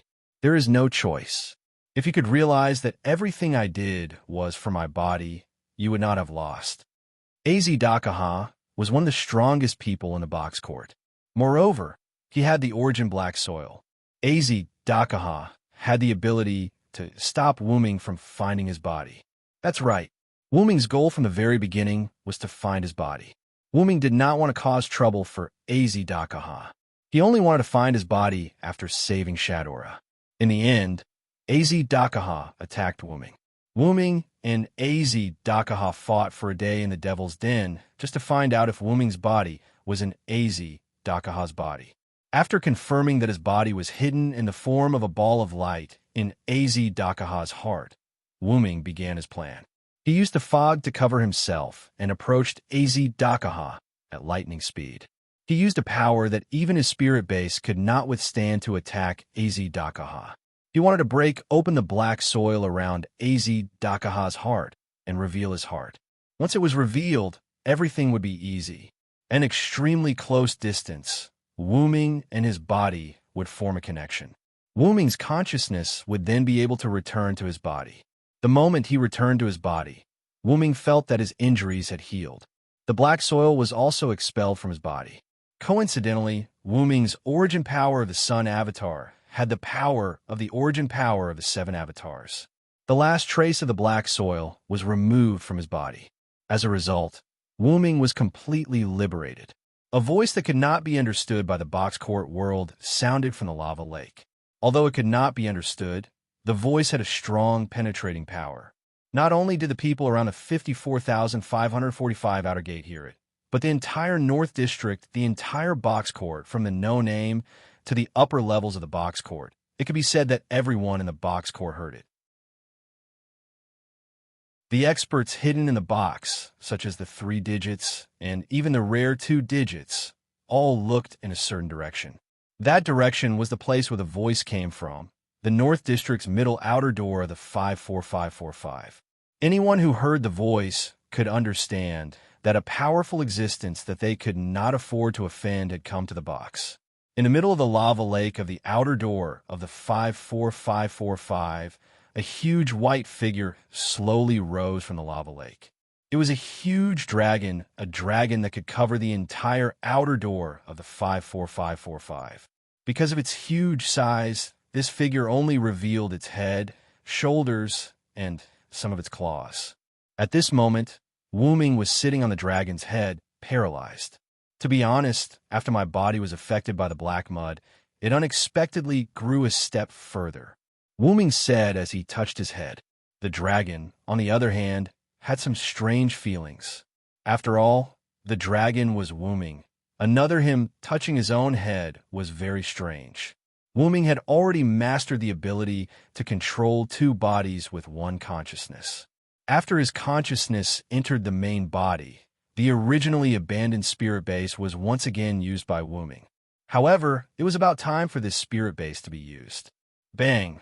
Like glass shattering, Wu Ming on the dragon's head instantly shattered, turning into little magic particles and returning to the world. Now it was time to deal with the problem of AZ Dakaha. I have to say, AZ Dakaha, you are the second strongest person I have ever met, but in the end, you will still be defeated by me. The dragon spoke slowly. Unlike Wu Ming's youthful voice in the spirit-based state, the dragon's voice sounded somewhat ancient. However, this was his real body, which gave Wu Ming a strong sense of belonging. At the same time, Wu Ming raised his dragon claw.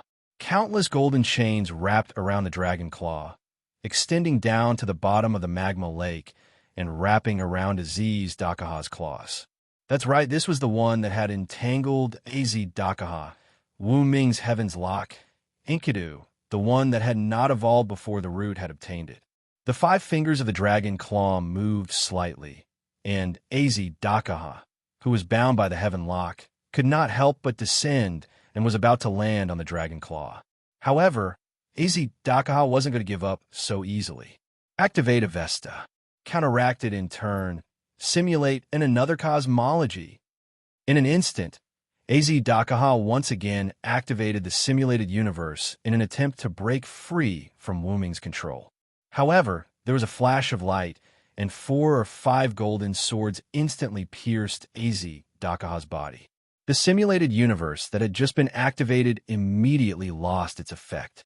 As for AZ Dakaha's other blessings, they were all sealed by the strengthened golden sword. By the way, as soon as Wu Ming's consciousness returned to his body, he activated a total of 12 avatars. What's this? AZ Dakaha exclaimed in surprise. The golden sword that split the godhead, one of Welaslana's 10 avatars. If one were to say that Velaslana's authority was fused with Meckel's authority and was modified by Wu Ming to suit himself, then the golden sword was the only authority that could still see the shadow of Velaslana's authority. It was no wonder that AZ Dakaha was so shocked. He now realized that many of the abilities that Wu Ming used were similar to Welaslana's avatars. When I killed Welaslana in the other world, I obtained his authority. After fusing and modifying it, it has now become my one and only authority, Wu Ming explained casually. To think that I would lose to the same move again. This is fate. AZ Dakaha chuckled quietly. However, AZ Dakaha still had some tricks up his sleeve. Pucci, AZ Dakaha's blood vessels seemed to have exploded, and black liquid began to flow out of his body.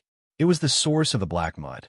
Wu Ming's son had removed the black mud from Wu Ming's body, but Wu Ming did not remove the black mud from AZ Dakaha's body, so AZ Dakaha still had the power of the black mud.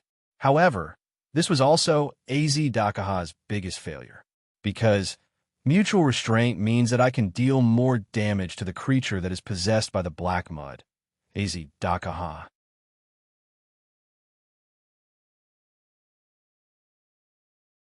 Chapter 871. Wu Ming's formless power of origin continued to flow from his body to his dragon claw. Countless white flames were born. This was the fire of origin produced when the concentration of power of origin reached its peak. It could cause obvious damage to the black mud. The black mud gushing out of AZ Dakaha's body seemed to have met its natural enemy.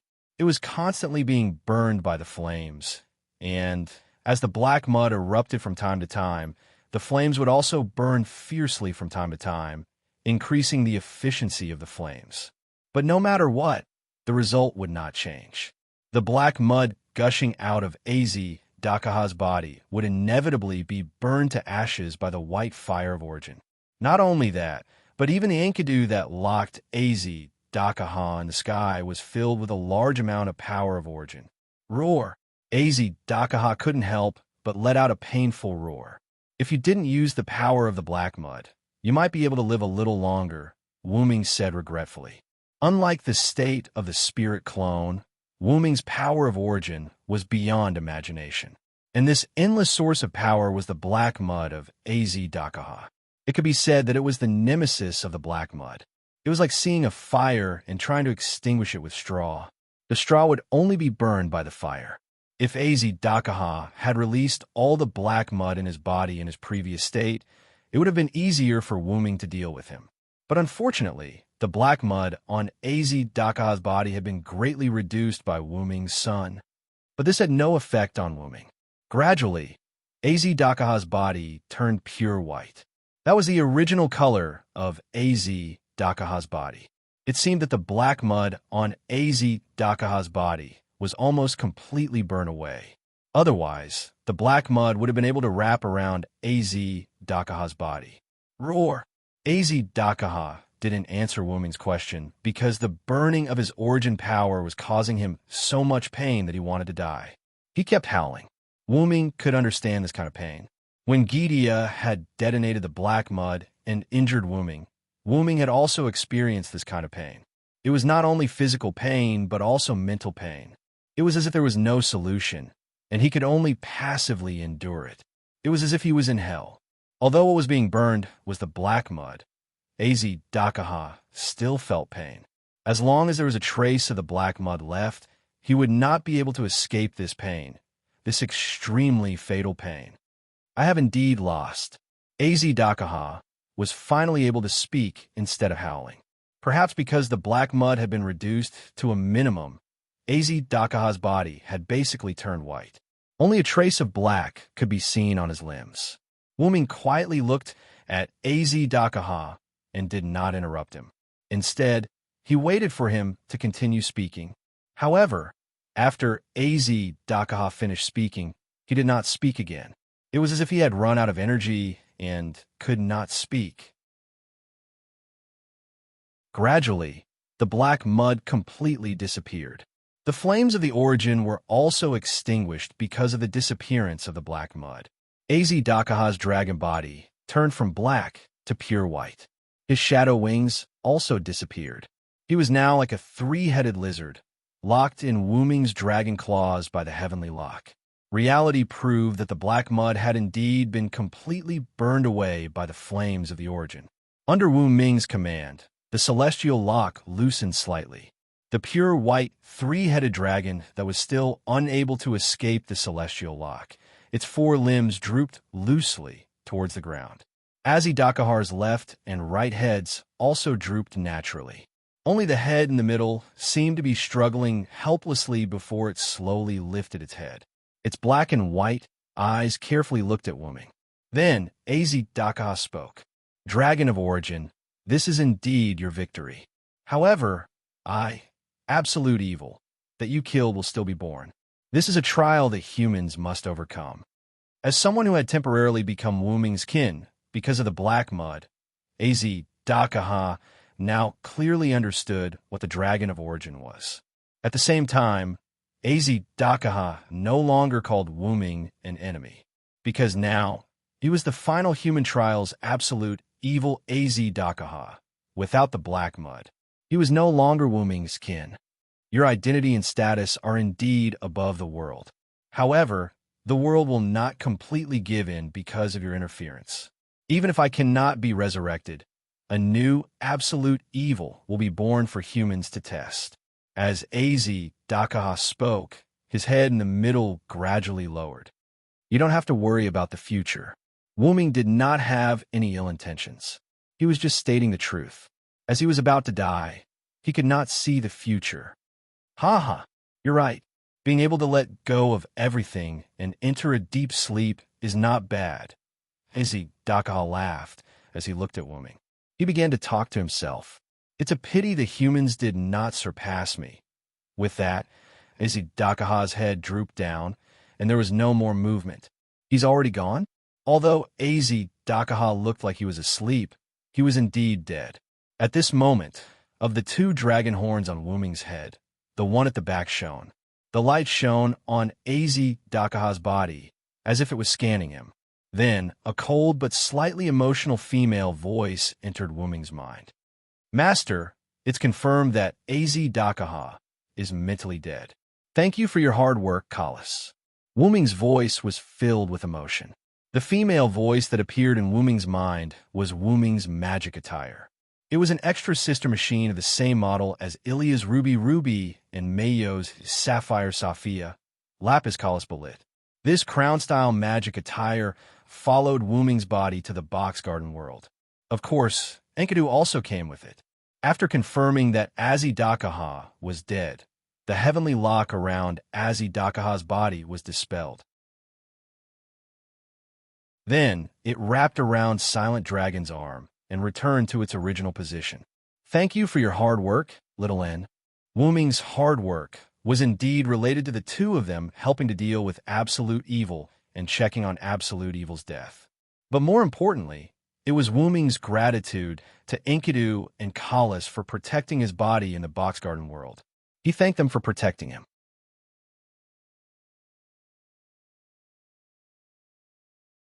Chapter 872.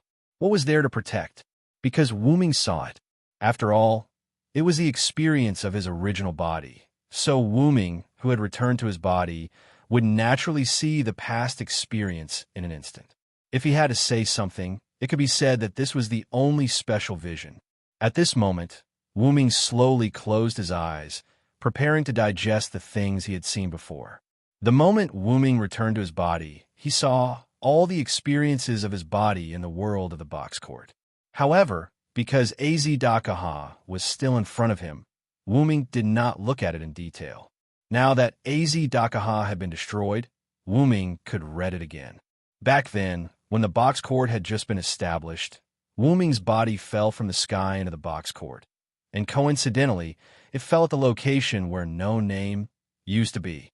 At that time, No Name had not yet established a community in that location, and the surrounding area was even a wasteland. Of course, most of the areas in the box court's early days were wastelands, because there were not many people in the box court when it was first established. Especially the outer sect with the lower numbers, it could be said that in the beginning, there were unimaginably few people in the 7-digit outer sect. Similarly, because the box court's early system had not yet been established, the box court could be said to be very chaotic at that time. Wuming, this thing that exuded a powerful aura, also attracted a lot of attention.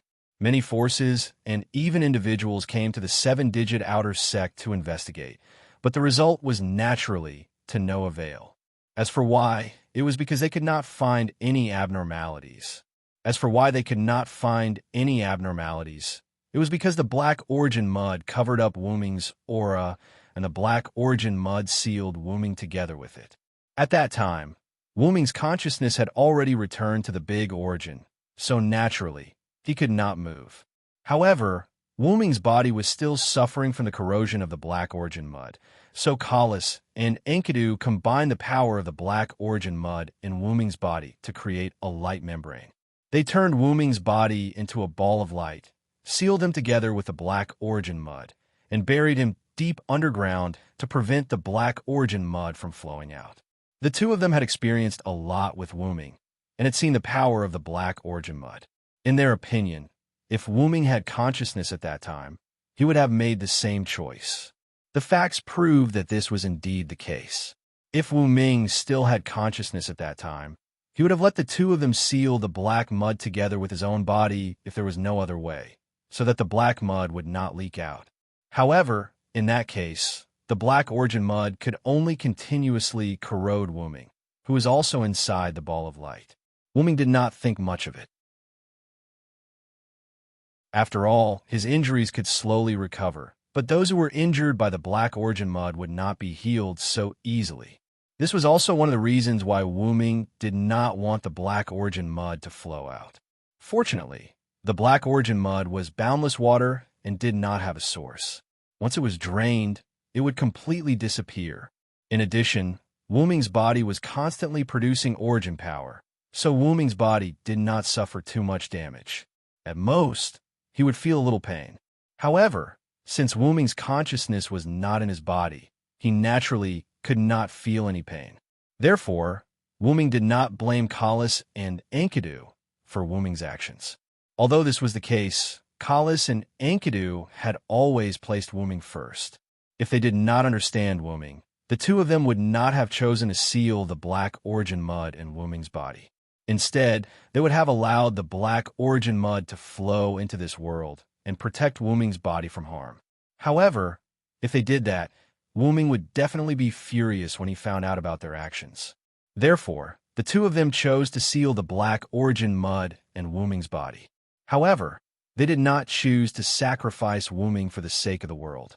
Kalas and Enkidu both understood that if they did that, Wuming's body would continue to be corroded by the black origin mud. Although it would not kill Wuming, it would still cause serious injuries to him in the end.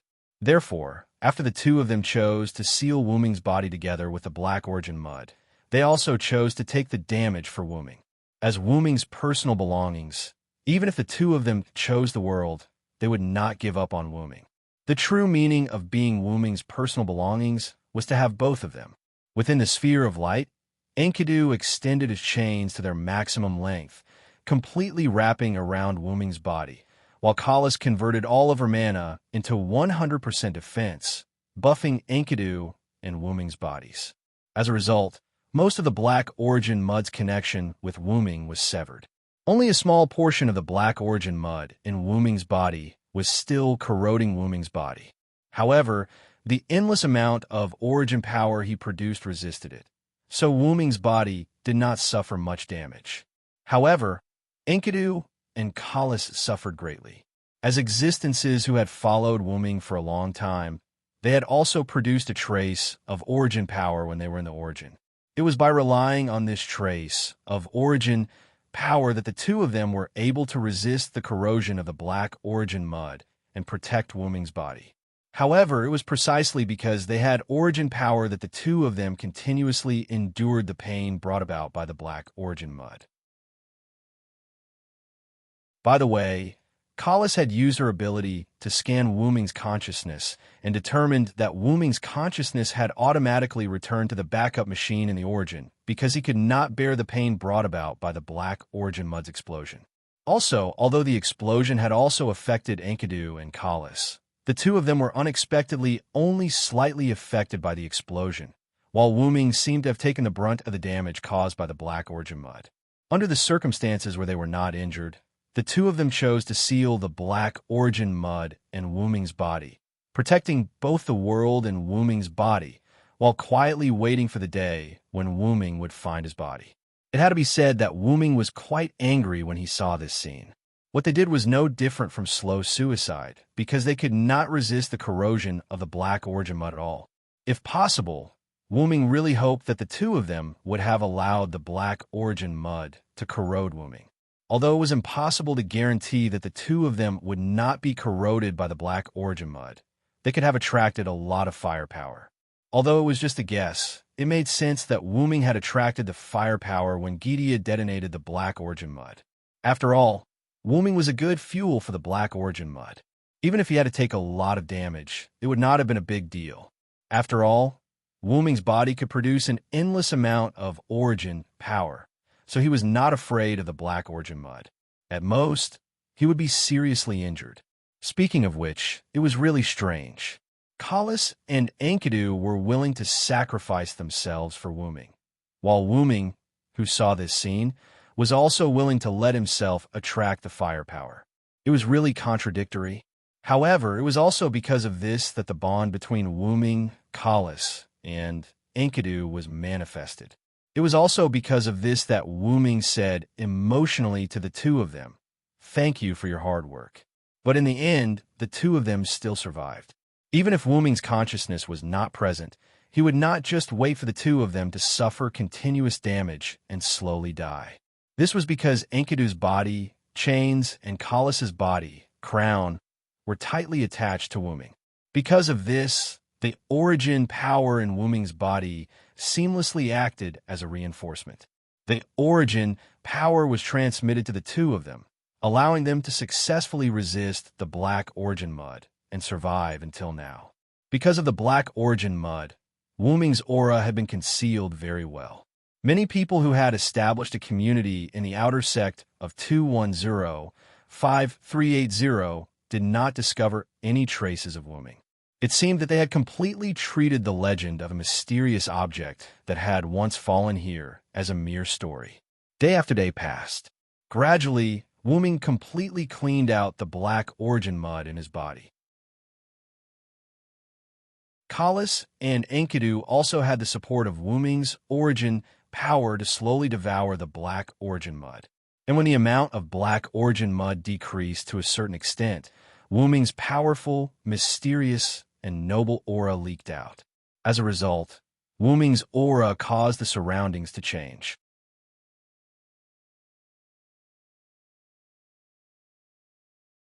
Chapter 873.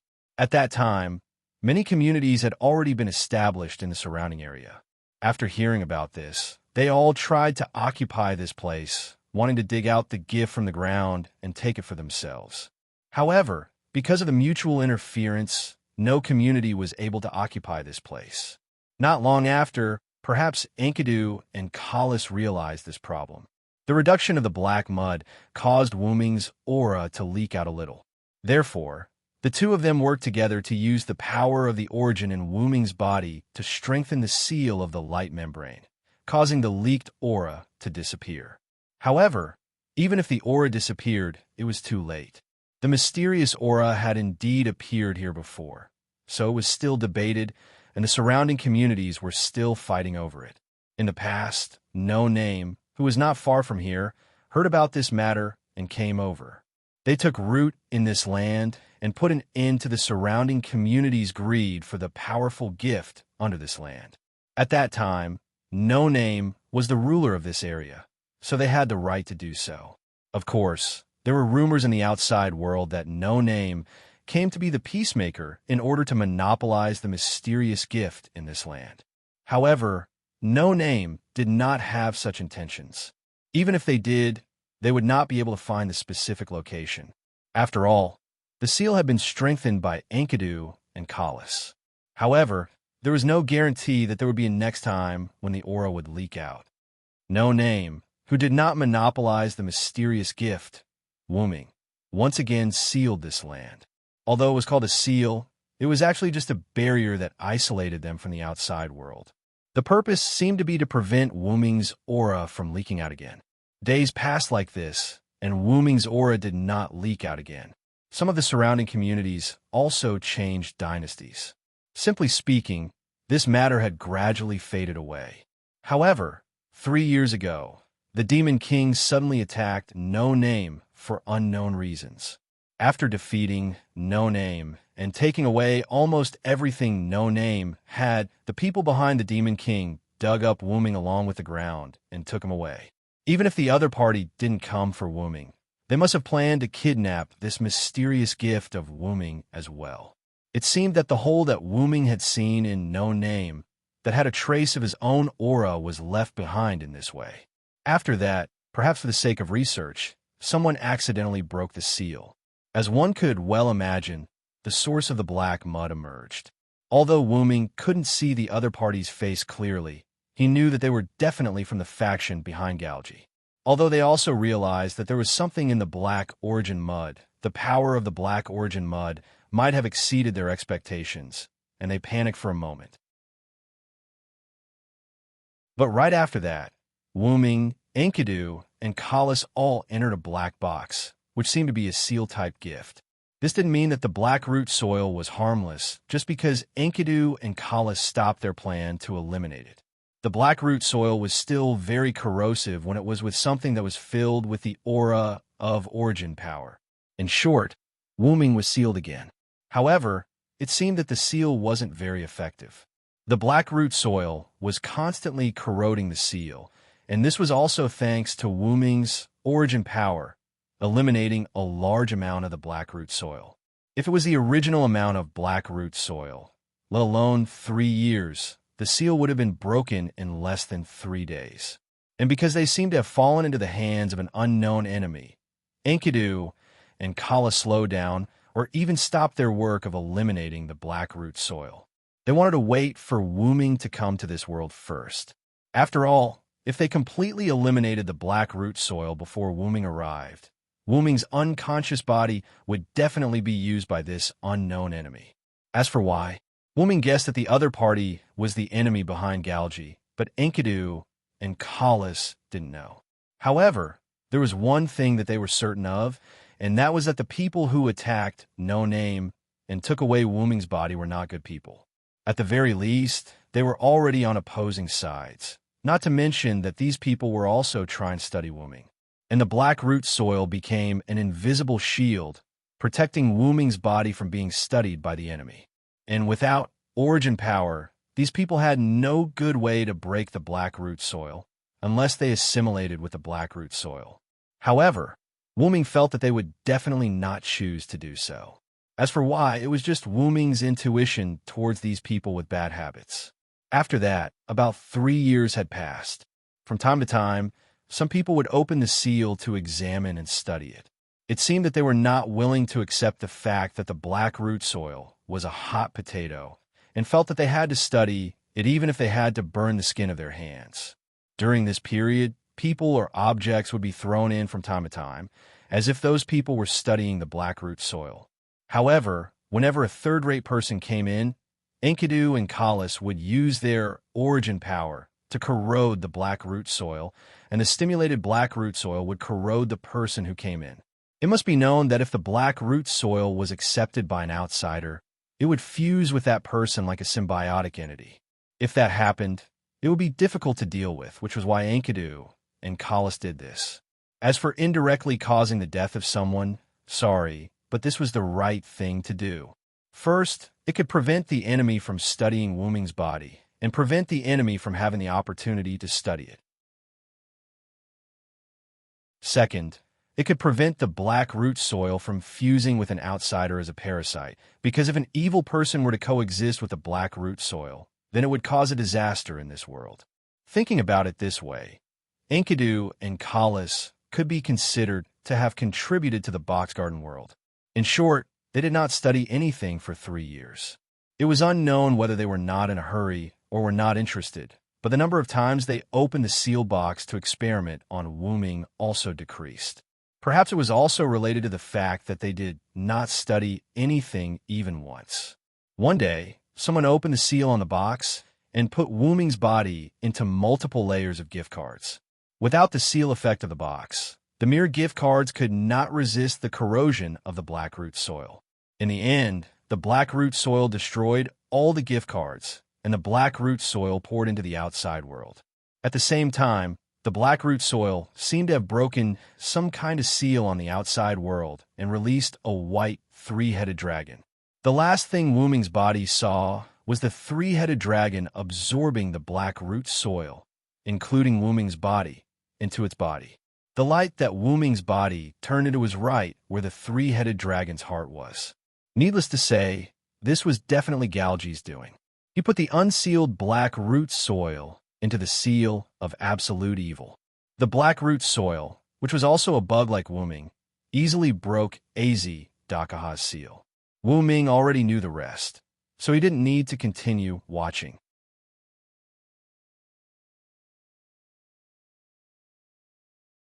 Chapter 874. Kalas, record my memory and make it into a projection. I might need it later. Wuming opened his eyes and said to the dragon horn headpiece on his head, "Yes, master." Kalas began to read Wuming's memory. Without a doubt, Kalas, as a pure support-type magic attire, could definitely do this. Reading Wuming's memory was nothing to be surprised about. Wuming, who trusted Kalas very much, wouldn't care about this.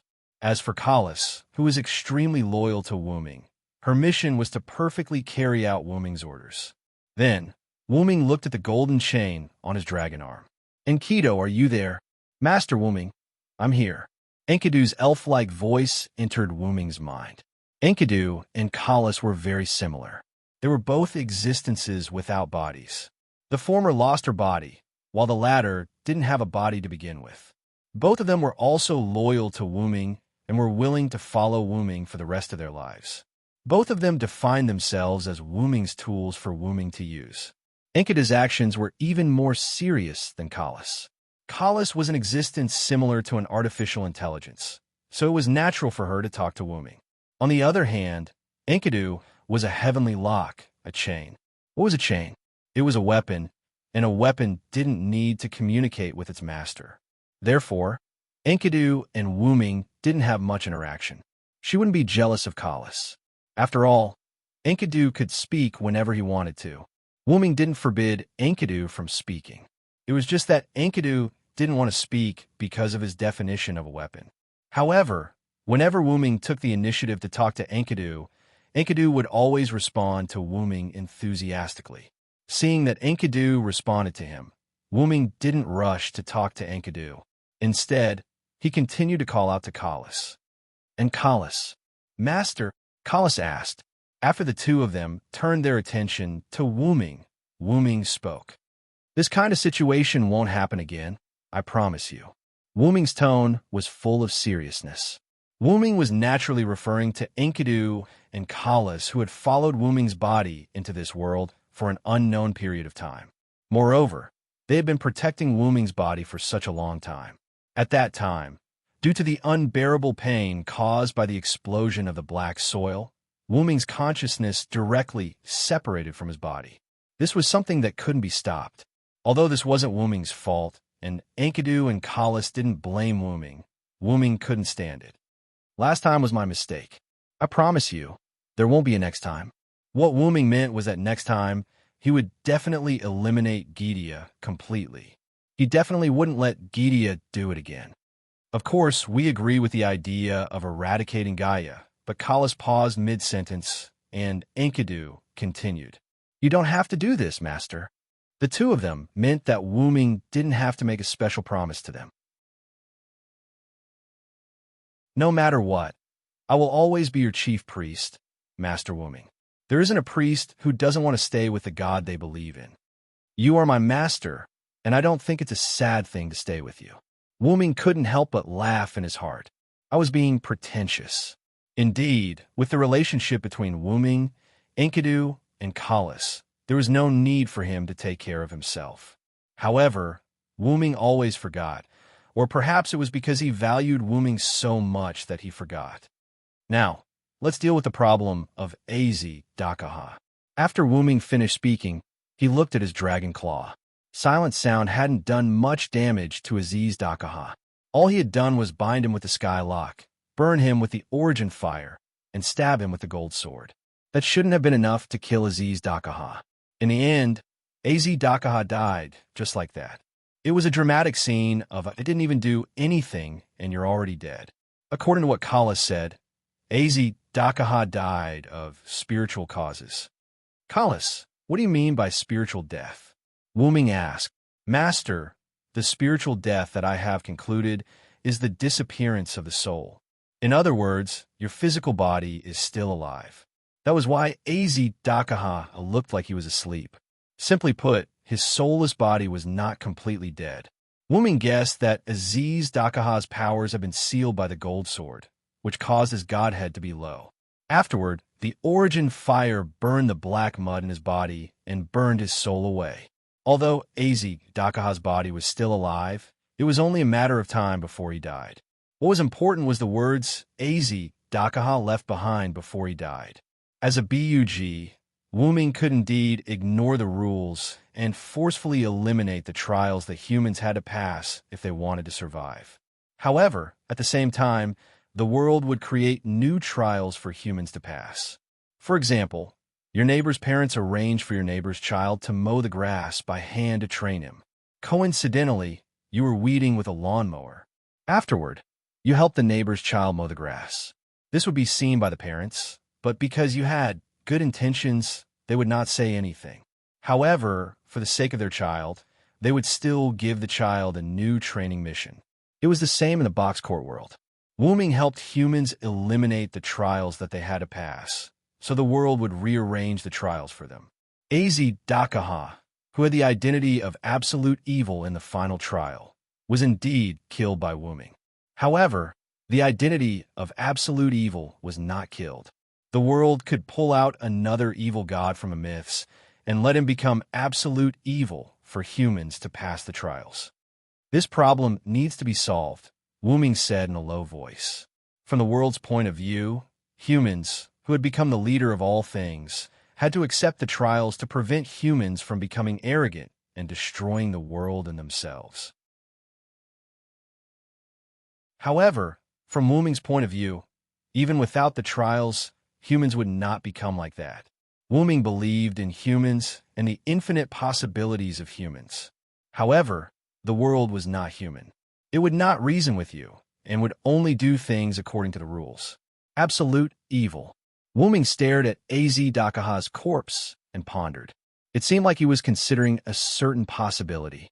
However, at this moment, within the range of Wuming's mental power, two figures flew over from afar.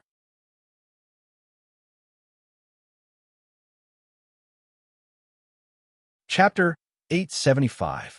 These two figures were White Yiksha and Vera. Holy White Dragon. White Yiksha slowly reduced her flying speed. The other party's aura gave White Yiksha, who was nervous at the moment, a very dangerous feeling. Right now, she was not the opponent of this dragon that occupied almost the entire magma lake. Not only that, the dragon gave White Yiksha a very unusual feeling. It was as if she was facing the whole world. At the same time, there was a sense of familiarity, as if she had seen it somewhere before. White Yiksha shook her head and stopped thinking about it.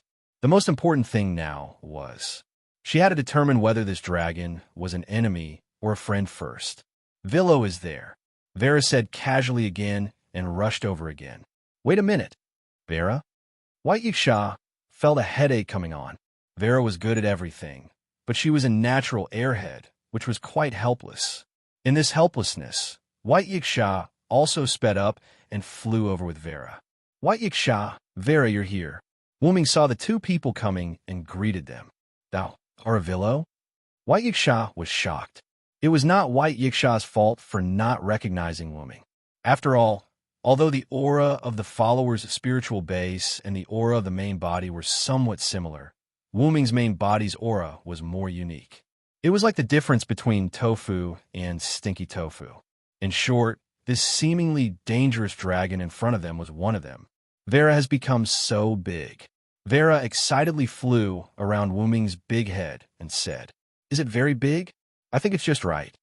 Although Wuming did not have much awareness, his body had indeed grown a lot in the box court world.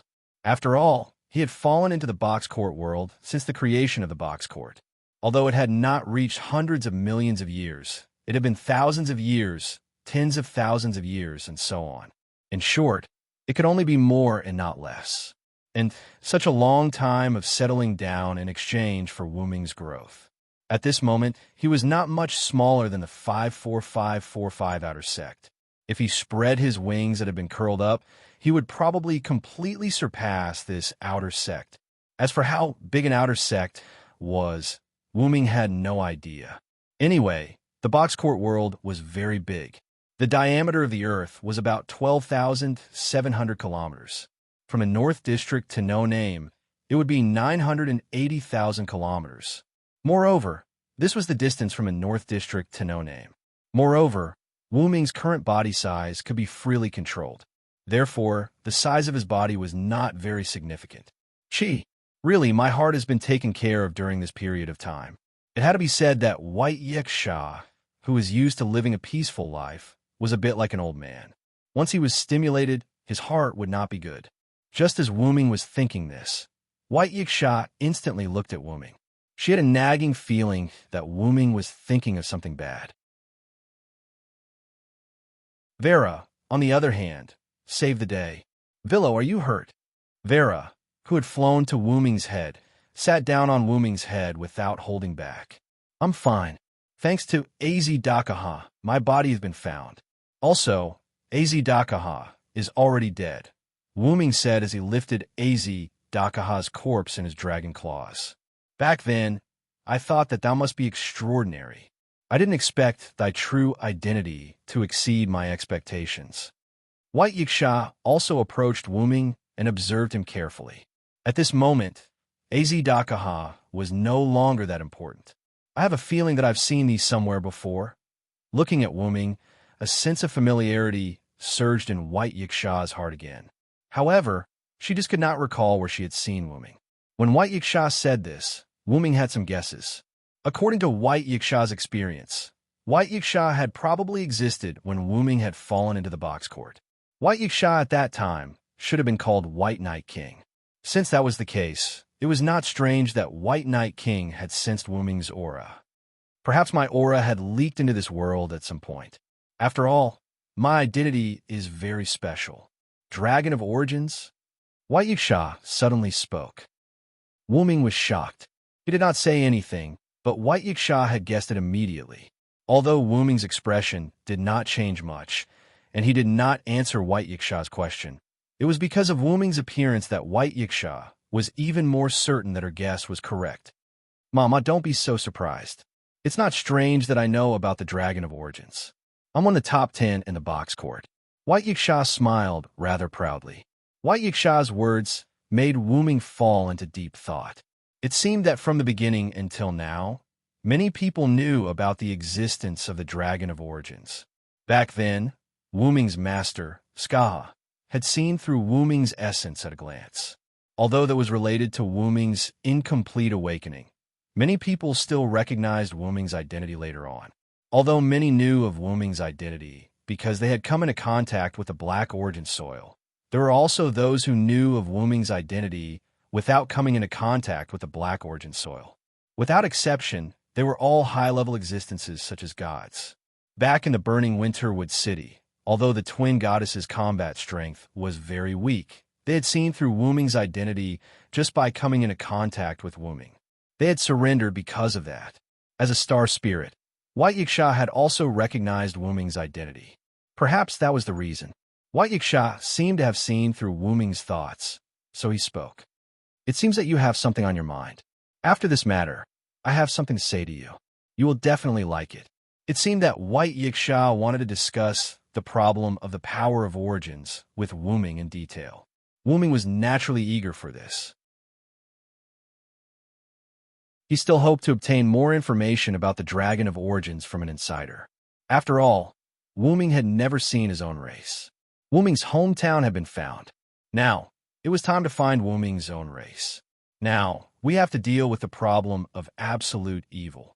As White Yiksha spoke, he landed on Wu Ming's dragon claw and arrived beside Azedaka's body that had yet to completely die.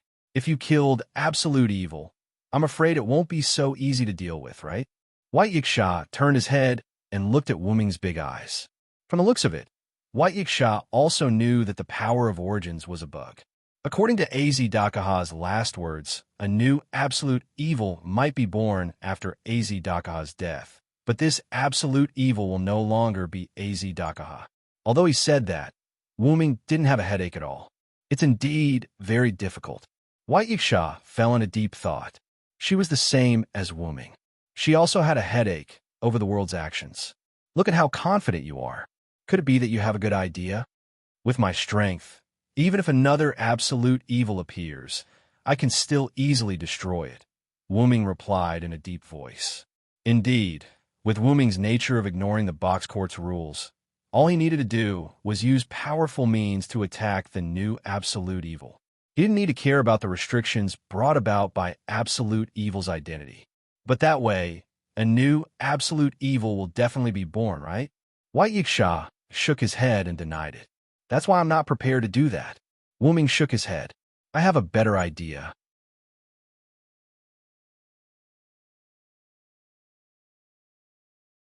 Chapter 876. However, at that moment, Vera, who had remained silent, suddenly spoke. Villo, isn't it hot to stay in here all the time? Vera asked in concern as she tilted her head. After hearing Vera's words, Wu Ming also realized this point. It's not hot, but I still have to thank Vera for her concern. As the magma didn't cause much damage to Wu Ming, well, basically no damage, Wu Ming subconsciously ignored this point. To Wu Ming, Soaking in the magma was like soaking in a hot spring that wasn't too hot. It wasn't very comfortable, but it was at least warm.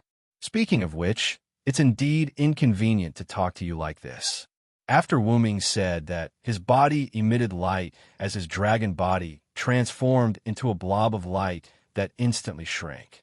When the light dissipated, Wu Ming in his human form floated in the air with Vera in his arms and appeared in front of White Yiksha. He still had black hair and red eyes. There weren't any major changes. "Where's Absolute Evil's corpse?" White Yiksha asked. How could such a large human in the final trial be gone in an instant? I've placed AZ Dakaha's corpse in my gift card. It might come in handy later. As Wu Ming spoke, he raised his free hand and waved the gift card in his hand. Ignoring the fact that the three-headed dragon was already dead, his body wasn't completely dead. Even if it was a living creature, it could be stored in the gift card. Wu Ming's body had been stored in the gift card, so Celestia could also enter Wu Ming's gift card.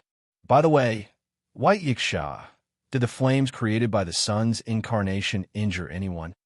Wu Ming was very clear about the power of the flame pillar created by the sun's incarnation. It was a powerful flame that affected the entire outer sect of the 5-4-5-4-5 sect. If there was anyone around, they would probably be injured if not killed. Thanks to you, no one died. When Wu Ming said this, White Yiksha was furious. After all, the power of that attack was too great. If White Yiksha hadn't been cautious and let the people of the Alliance retreat first, not many of them would have been able to survive. This wasn't a joke, but a fact. Not many people in the Alliance could withstand Wu Ming's Sunday. Although it was called an alliance, it was only a team formed by a dozen or so communities in the outer sect. Furthermore, due to Absolute Evil's sudden attack, it was unrealistic to instantly form a true alliance. If not for Vera's presence and the news of White Yiksha's impending arrival, few people would have been able to resist AZ Dakaha. After all, White Yiksha, White Yiksha's White Yiksha, and Yiksha's White Yiksha's thought. They were the weaks they were Yiksha. However, if they ran away, the ordinary residents of Boxting would suffer. The reason why these communities were able to take root in their respective lands was not because of their powerful strength, but also because the nearby residents helped each other. If you can save my life when I'm in danger, it's not in vain for me to take care of you. This could be considered a debt of gratitude. However, people like Shadora didn't care about debt of gratitude. Or rather, she still didn't understand the so-called debt of gratitude. In her opinion, her salamandra was taken care of by the outer sect members of the 5-4-5-4-5 Yiksha. Therefore, she would definitely stand in front of everyone to fight against the incoming enemy. Moreover, if a Yiksha escaped, the reputation of the Yiksha would be ruined. The Yiksha world's most important component. If one had to describe it, it was equivalent to a country. However, Yiksha had a lot of countries. The name and flag of a country naturally became the two most important things. And the thing that was linked to these two was reputation. Although Yiksha didn't have a bad reputation after being attacked by the Demon King, they were no longer welcomed by others. After all, Yiksha was so weak that they couldn't even feed themselves, let alone have any value in befriending them. However, No Name did not have a bad reputation. In other words, if No Name became stronger, there would still be people who wanted to befriend him. Similarly, if your reputation was tarnished, then no one would want to befriend you. In fact, no one would want to befriend you in the future. As mentioned earlier, the number of communities in the box court world was more than the number of stars in the sky. There was no need for the other communities to be so close to you, as there were other communities that could replace you. Under the same condition with only one variable, if one community had a much better reputation than the other, any smart person would choose to associate with the community with a good reputation instead of the community with a bad reputation. From this, it could be seen how important reputation was to the community. Therefore, when they learned that Vera and White Yiksha were helping, these people gritted their teeth and took a gamble. If they won, it would increase their reputation. If they lost, then... Anyway, If they didn't gamble, they wouldn't be able to survive in the end. At the very least, these people were here. Since they were here, no matter what their mentality was, they were all family. As for his family, White Yiksha felt that it was fine as long as they didn't die. Since no one died, let's think of a way to restore the outer door of 54545. Wu Ming looked at the surrounding magma. Not only was a large area of the outer door of 54,545 hollowed out, but was also covered by magma of unknown depth. Even if there were any special gifts, it would take a long time to restore the outer door of 54,545 that had turned into magma to its original state. Thou needn't worry about that. Although it will take a lot of time, it's just the ground and buildings. It's not difficult for me or the people of outer door of 54,545. White Yiksha was right. Although the resources in the North District were scarce, on the contrary, the North District had a large number of gifts that could be used for a long time. Some useful gifts could be used to remove the magma or directly transform it into the ground. The main point was that because of Wu Ming's monstrous fire pillar, many people were dehydrated, burned, and unconscious. Many people are injured. If this drags on, no one knows if their lives will be in danger. At the moment, we don't have time to treat them. This was what troubled White Yiksha. Although the North District had many gifts that could be used for a long time, there weren't many healing-type gifts. Moreover, there were so many people. Fortunately, Az Dakaha was defeated. If these bug-like people were to fight Az Dakaha, they would probably be sending themselves to their deaths. Since it's because of me, let me help. Wu Ming volunteered.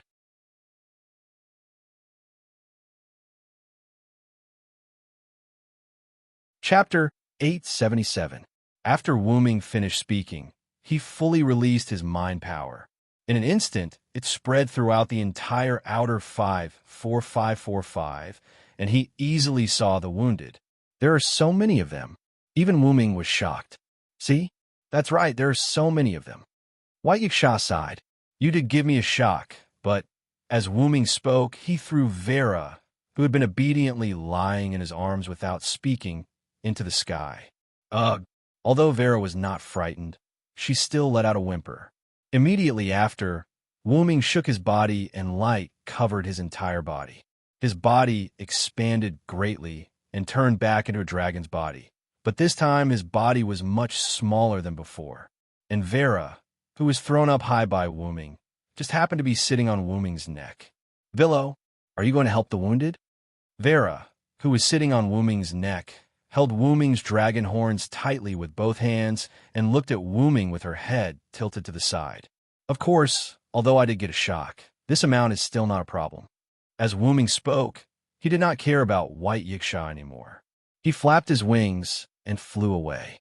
Really, since you're so confident, let me see. White Yiksha could only smile helplessly. Then, he slowly followed Wu Ming. With Wu Ming's current speed, it only took a few seconds to fly to the outer 54,545's realm wall. Wu Ming looked at the half-melted realm wall and could not help but sigh. Even the realm wall can't withstand it. Looks like I went a little overboard. However, in this way, Wu Ming had a further understanding of the power of his authority. Staying in the air, Wu Ming looked down at the people below who were panicking because of his arrival. They really did not know that Az Dakaha had been killed, and Wu Ming was emitting an extremely powerful aura, so it was inevitable that they would panic.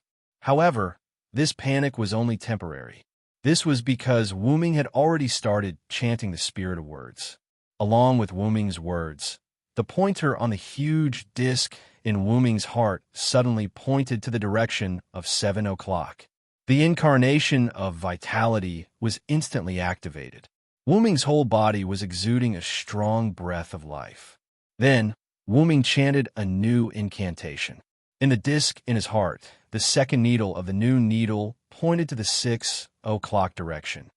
God says that humans are sinful. God said that humans needed to be purified.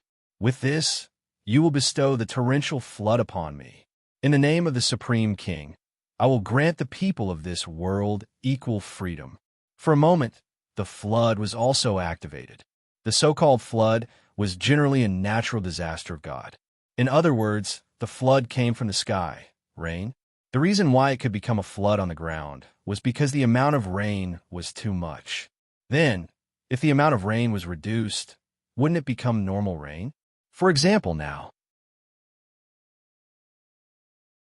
the sun was still hanging in the sky, and there were no dark clouds, but the rain came out of nowhere. Drop by drop, it fell on the ground and fell on the people. The area was so large that it even affected the surrounding outer doors. Why is it suddenly raining? There are no clouds either? Is it the enemy's move? Is it the work of the wyvern in the sky? This group of people was noisy, and they began to look for tools to shelter themselves from the rain. Some even took out the gift of shelter. However, not everyone thought that it was an enemy attack. Some people who were guarding their unconscious companions found that their unconscious companions had woken up. Their originally red and hot bodies had calmed down, and their injuries were basically healed. Some people who were directly drenched in the rain found that their small injuries had disappeared directly. There were also people who were not injured. Although they were not injured, they were slightly tired, but after being drenched by the rain, their fatigue disappeared. There's grass growing? A sharp-eyed person suddenly saw a blade of grass rapidly growing out of the ground. The fresh leaves were verdant and full of life. Following that, someone shouted, "This rain is full of vitality." It was not known who had a special gift, but he directly used the gift to test the rain and found out that the rain contained a lot of vitality. All kinds of phenomena made the people unable to react, but that person's words were like the last straw that broke the camel's back, making the people explode. The people who were originally sheltering from the rain no longer sheltered from the rain and directly ran into the rain. The people who took out their grace to block the rain silently put it away with their faces flushed red. The unconscious and injured people were also pushed to the open space where there was no shelter and were drenched in the rain. Looking at the people who were constantly moving below, Wu Ming couldn't help but shake his head. They didn't know whether the enemy was destroyed or not, but they were still so excited because of the rain of life.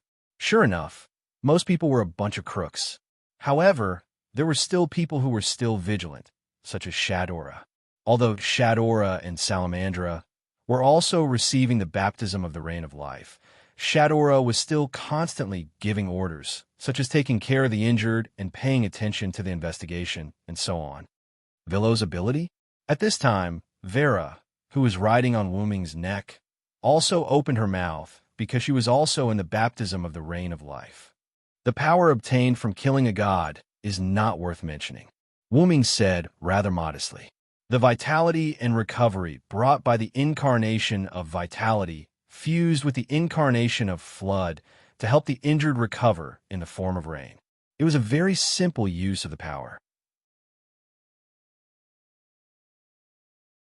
However, Vera didn't think that it was really not worth mentioning like Wu Ming said.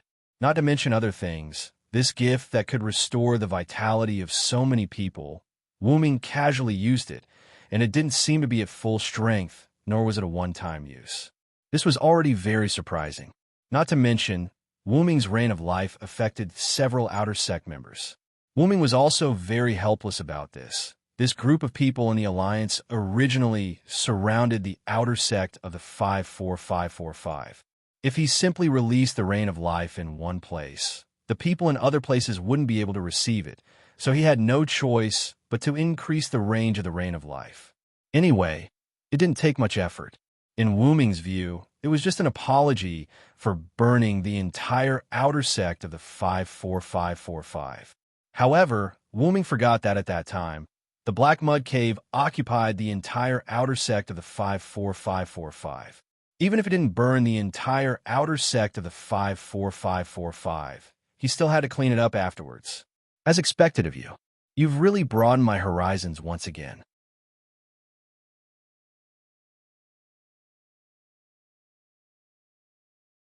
Chapter 878. The person who spoke was naturally White Yiksha, who would follow behind. Speaking of which, Villo, you're really omnipotent. White Yiksha crossed her arms as she floated beside Wu Ming. She was also receiving the baptism of the rain of life. The last trace of her mental exhaustion had also completely disappeared. This rain of life is enough to heal all the injured. I'll take my leave then. I won't be participating in the reconstruction of the outer sect of 54,545. After all, there are still many things to deal with. After Wu Ming finished speaking, he flapped his wings and flew into the distance. Hey, why don't you leave Vera behind? White Yiksha roared in annoyance. Vera can't help much anyway. It's not like she's missing. Wu Ming's voice came from the sky. Immediately after, black-purple ripples appeared. Wu Ming and Vera's figures disappeared. Seriously, my role is really just to clean up this Villow's mess. Although her tone was helpless, White Yiksha wasn't dissatisfied. After knowing that absolute evil had broken through the seal, she had thought of many endings. Now, all she had to do was sacrifice land and towns to kill absolute evil. It couldn't be better. Moreover, other than a small number of people who died because of the chaos at the beginning, there were basically no more casualties. Because of Wu Ming's reign of life, everyone's physical injuries and mental exhaustion had recovered. It could be said that everyone was happy. White Yiksha's mood was much better after eliminating absolute evil at such a low price. Even if she had to clean up someone else's mess, White Yiksha was happy. Go, or make the final speech. After White Yiksha finished speaking, she flew down. After all, in the absence of Vera, only White Yiksha could make the final declaration of victory.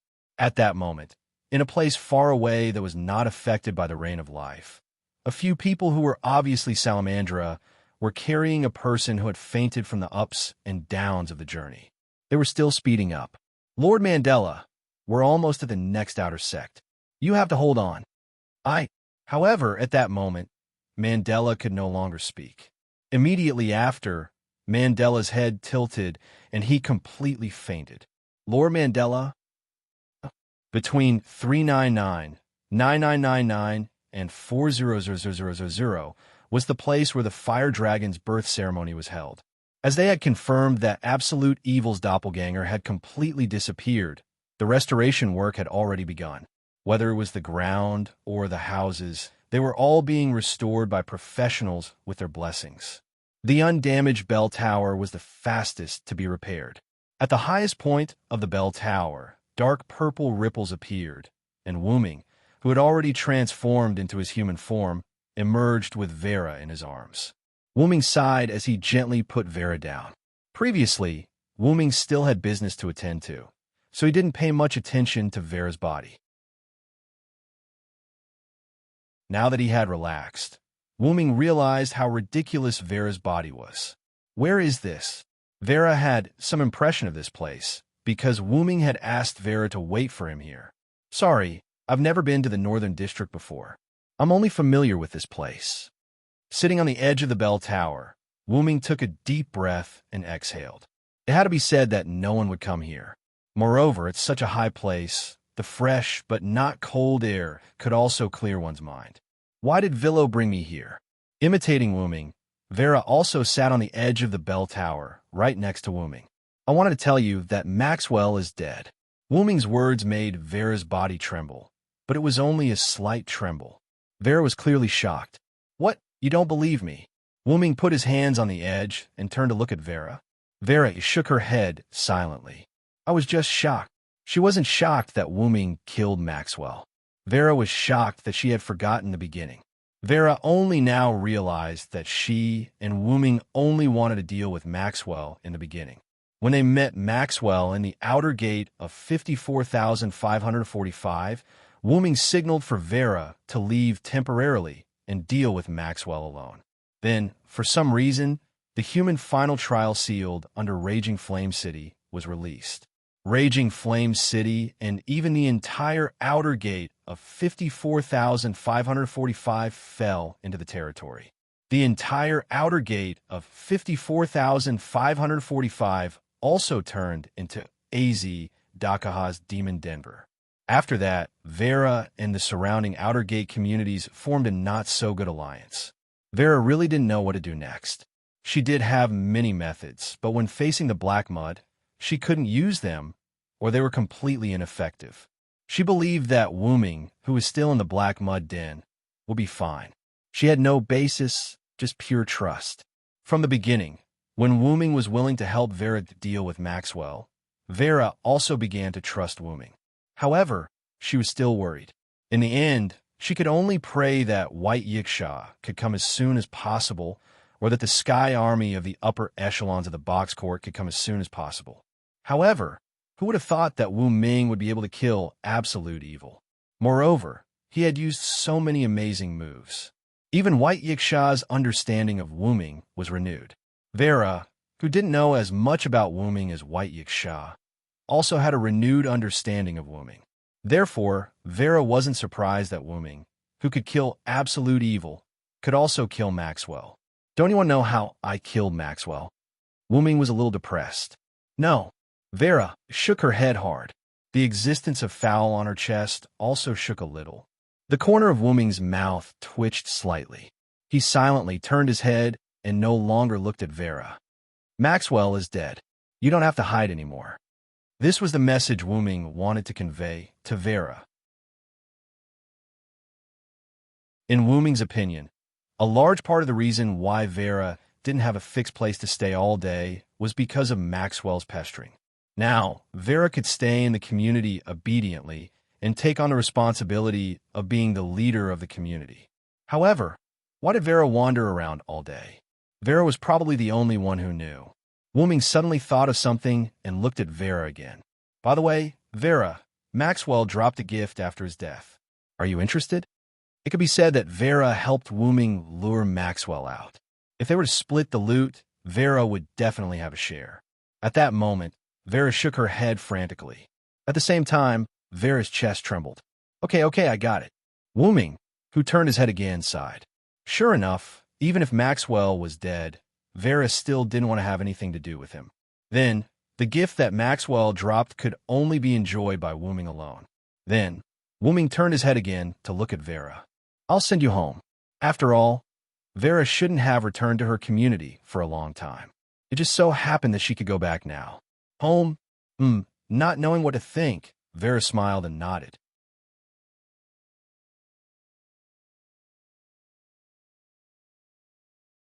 Chapter 879. Inside the inherent enchantment of the staff of Anzavolgan, the 7th floor, the lava zone. Galgi sat alone on a higher rock with his eyes closed as if he was resting.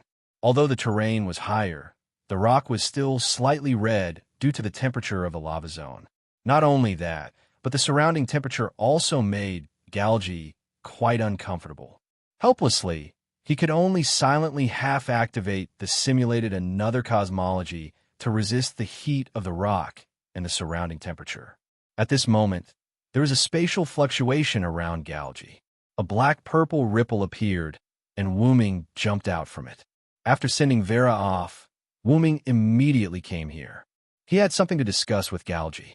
You don't look too bad. Wu Ming joked with Galgi. Galgi opened his eyes and looked at Wu Ming, his eyes full of shock and fear. He didn't know what he saw and couldn't remember it at all.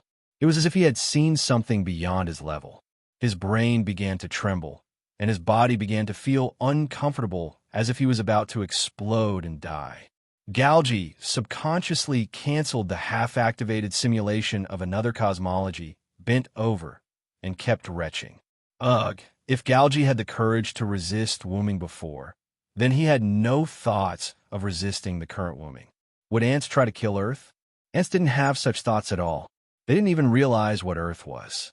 At this moment, Galgi was somewhat similar to an ant. However, this ant realized what Earth was, so he couldn't resist at all. Moreover, it was as if understanding what Earth was beyond the scope of understanding for an ant like him. Galgi's body couldn't bear it and was about to explode. Wu Ming silently frowned when he saw Galgi like this. Why is Galgi so rude? He vomits as soon as he sees someone. However, what Wu Ming didn't know was that the reason why Galgi was like this was because the half-activated simulated cosmology allowed Galgi to see the high-level Wu Ming. If Galgi fully activated the simulated cosmology, he would probably explode on the spot with just a glance. Wuming was a little unhappy at this moment. He didn't care about Galji and let him retch alone. Galji retched for a while and spat out some unknown liquid, which was instantly evaporated by the high temperature of the lava field. Then, Galji tried to raise his head again and look at Wuming. Sure enough, after canceling the simulation of another cosmology, Galji's feeling of looking at Wu Ming again was not much different from before. Galji himself also understood that it was probably the simulation of another cosmology that allowed Galji to glimpse a corner of Silent Cry's true self. After adjusting his state of mind, Galji stood up with a respectful attitude. At this moment, Galji no longer had any thoughts of resisting Wuming. "Are you okay?" Wuming looked at the strange Galji and was puzzled. Why is he so respectful after vomiting? "I'm fine, Sir Villo." "May I ask what happened to Absolute Evil?" Galji looked at Wuming respectfully. "Az Dakaha is dead." Wuming wasn't used to Galji's attitude. Wuming turned his head and didn't look at Galji. "He really is dead." Galji wasn't surprised, as if he took it for granted. This puzzled Wuming. "You killed him, didn't you?" This piqued Wuming's interest. Galji clearly knew that humans wouldn't be killed by non-human existences in the final trial, and this information was given to Wuming by Galji. So why was he so sure that Wuming had killed Az Dakaha? "How so?" Wuming asked. "The aura you give me now is very different." There is a hint of seriousness in Galji's respectful eyes, as if he wanted to get to know Wuming all over again. "Right now, I don't have any thoughts of resisting you at all." It was mainly because of the half-activated simulated cosmology that Galji saw some existences in Wuming that he couldn't understand and couldn't bear. After all, Galji had been considering whether to fully activate the simulated cosmology to kill Wuming immediately after Wuming appeared. In the end, he had almost died. Galji now understood why Wuming dared to leave him alone. It was because Wuming had that kind of strength. The corner of Wuming that Galji saw could completely reflect Wuming's strength. Even if the simulated cosmology was the power of a universe group, it couldn't instantly kill a bug like the root dragon. At most, it could only cause some damage. After all, it must be known that Galji was able to see those things just now because of the simulation of another cosmology. Since he was able to see the truth of Silent Wonder, it would at least have some effect, but it was probably only a little. Moreover, if Galji really used the simulated cosmology to launch a sneak attack on Wuming, today would probably be his death anniversary. "I was indeed the one who killed Az Dakaha." Wuming had no intention of hiding it. Instead, he openly admitted it. But Wuming didn't say how he killed Az Dakaha. However, Galji didn't need Wuming to tell him. What a joke. He almost died just by looking at Az Dakaha. So how could it be difficult for Az Dakaha to deal with absolute evil? Immediately after, Wuming said, "By the way, Maxwell is also dead." Galji was taken aback. Before the battle with absolute evil, Wuming clearly told Galji that Maxwell was captured by Wuming. And now, Galji and Wuming had only met for less than a day, and Galji was told by Wuming that Maxwell was dead. No matter how one looked at it, it was full of contradictions. But immediately after, Galji calmed down. Logically speaking, Wuming wouldn't lie about such a thing. In other words, Maxwell died during this period of time, or Wuming immediately executed Maxwell after killing Az Dakaha. The correct answer was that Maxwell died during this period of time. The boon game that Wuming set up for Maxwell was to defeat the host in a specified location and time. After Galji killed Wuming's clone with another cosmology, Wuming created another clone and got it to accompany Maxwell while he went to look for Galji. At that time, Maxwell wasn't dead yet, so Wuming wasn't lying when he told Galji and the others that Maxwell was captured by me. And now, Maxwell was naturally executed as a death penalty by the boon game. Not to mention that Silent had already left, leaving behind only a doppelganger. Maxwell couldn't even beat a doppelganger. Silent's doppelganger watched as Maxwell gradually went crazy due to the approaching death. In the end, it was punished by the bestowment game, turning into light and disappearing. And the reason why Galji calmed down was naturally because he realized the problem. Based on the indescribable truth that he saw about Wooming, how could the current Wooming not be able to kill Maxwell?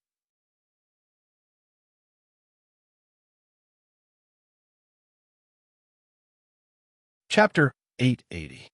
Moreover, as Vera had previously understood, Wu Ming was an existence that could even kill humans in the final trial. How could he not be able to deal with a mere 4-digit number of Demon Kings? I understand. Thank you, Sir Villo, for helping me get rid of Maxwell. Galgi respectfully thanked Wu Ming. After all, Maxwell was someone sent by the higher-ups to monitor them, and Galgi wanted to get rid of him as soon as possible. Do you know the secret of Maxwell's immortality? Wu Ming suddenly asked Galgi.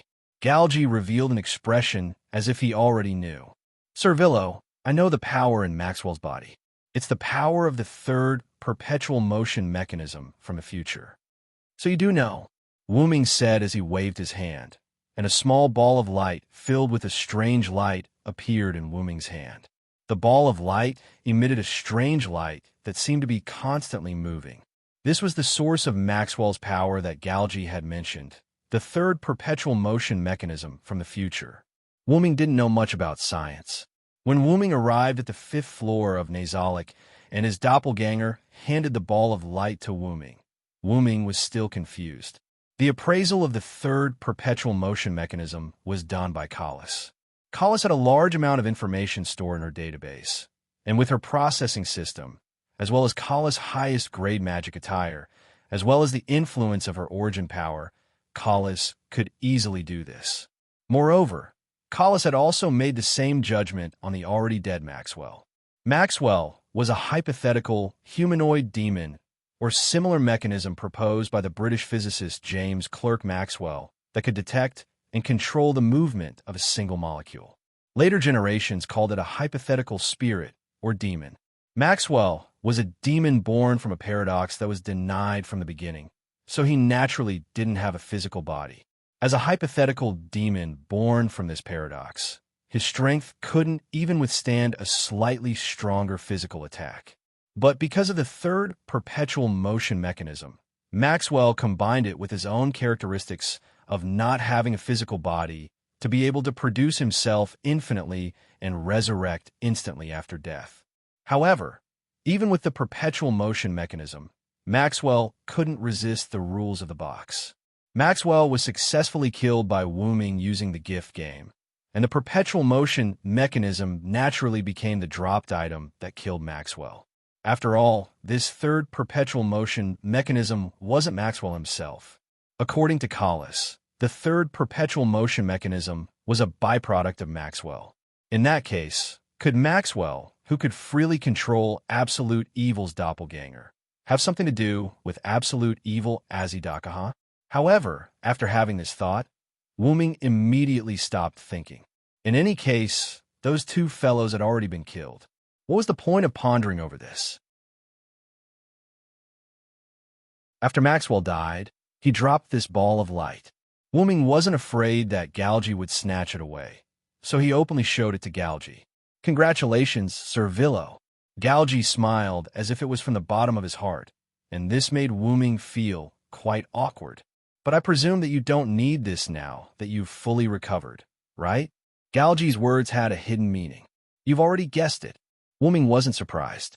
Galgi's fully recovered referred to Wu Ming's recovery of his body.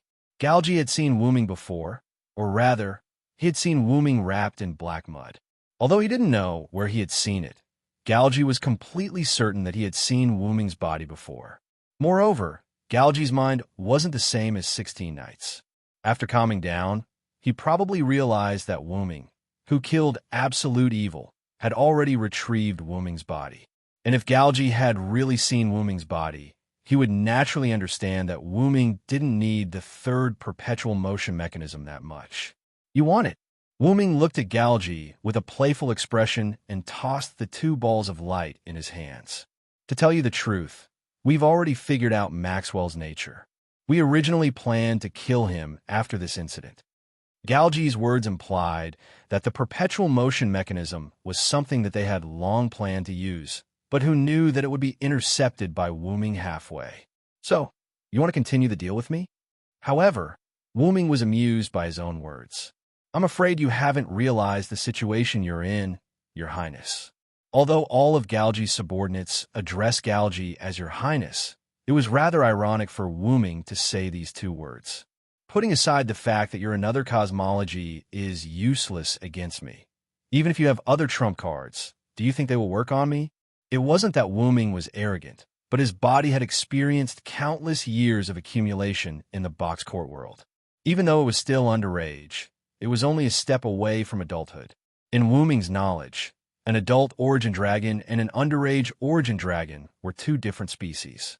If an underage origin dragon was considered a living creature, an adult origin dragon was no longer a living creature. As for what it was, Wuming would only know after he became an adult.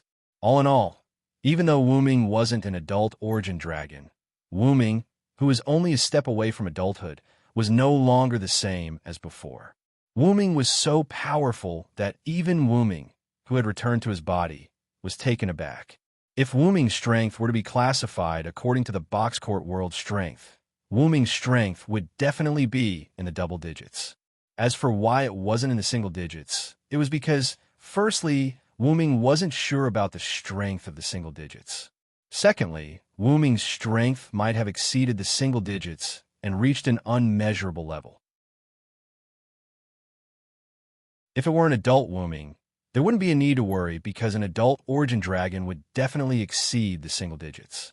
But it was also important to clarify that Wuming's hypostasis had only become an existence in the double digits. In other words, he had completely embodied the hypostasis that an origin dragon should have, unlike before when any random person dared to provoke Wuming. Of course, Wuming had always subconsciously concealed his hypostasis, but Wuming didn't realize it. After all, whether it was the world that Wuming lived in or everyone in this world, their hypostasis was lower than Wuming's.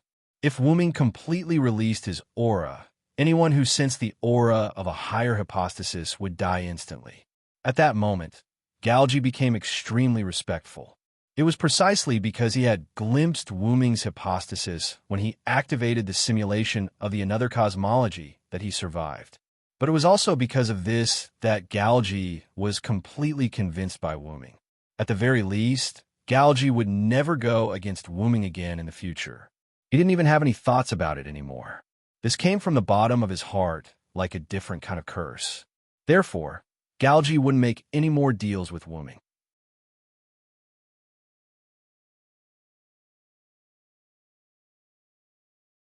Chapter 881. You're wrong, Lord Villo. What I meant was that you can use this on your subordinates. Galji smiled and shook his head. If it was the old Galji, he might have tried to make a deal with Wuming. However, after being affected by Wuming's apostasis, he had no intention of taking advantage of Wuming or even making a deal with him. Of course, the prerequisite is that you have to ensure your subordinates' loyalty. However, Wuming looked at Galji strangely. What's wrong with this guy? Master, I'm afraid he saw your apostasis and was affected by you. Kalis directly spoke to Wuming in Wuming's mind. Did he pry into my status? Wuming immediately thought of Pest. He didn't know what Pest had seen when he was summoned, but his attitude toward Wuming had completely changed. Unlike Galji's respect, Pest's attitude toward Wuming was one of extreme fear. Pest could see Wuming's true self because he had established a master-slave relationship with Wuming. However, how could Galji see his true self? My aura is indeed suppressed, isn't it, Kalis? Wuming asked Kalis. Since Wuming had just returned to his body, he might not have gotten used to it yet. Thus, Wuming had Kalis monitor his condition. Master, your aura has been subconsciously suppressed by you. It doesn't seem to have been released. Kalis had indeed been monitoring Wuming's condition, but Wuming had been subconsciously suppressing his aura all this time. Logically speaking, it shouldn't have leaked out. Could it be that the another cosmology simulation allowed Galji to see my hypostasis? Wuming thought about it. Perhaps only the another cosmology simulation could allow Galji to see his true self. Moreover, his current hypostasis wasn't something someone like Galji could withstand. The difference between the old Wuming and the current Wuming was like a balloon filled with slow air and a balloon filled with water. As long as the balloon didn't burst, the latter's fall from a high altitude was more lethal than the former's. If Galgi had looked at him for a while longer, he might have really died. But now, Galgi seems to be very respectful toward me. Wuming had an idea. Galgi, what is it, Lord Villo? Galgi looked at Wuming. Tell me everything about the person behind you.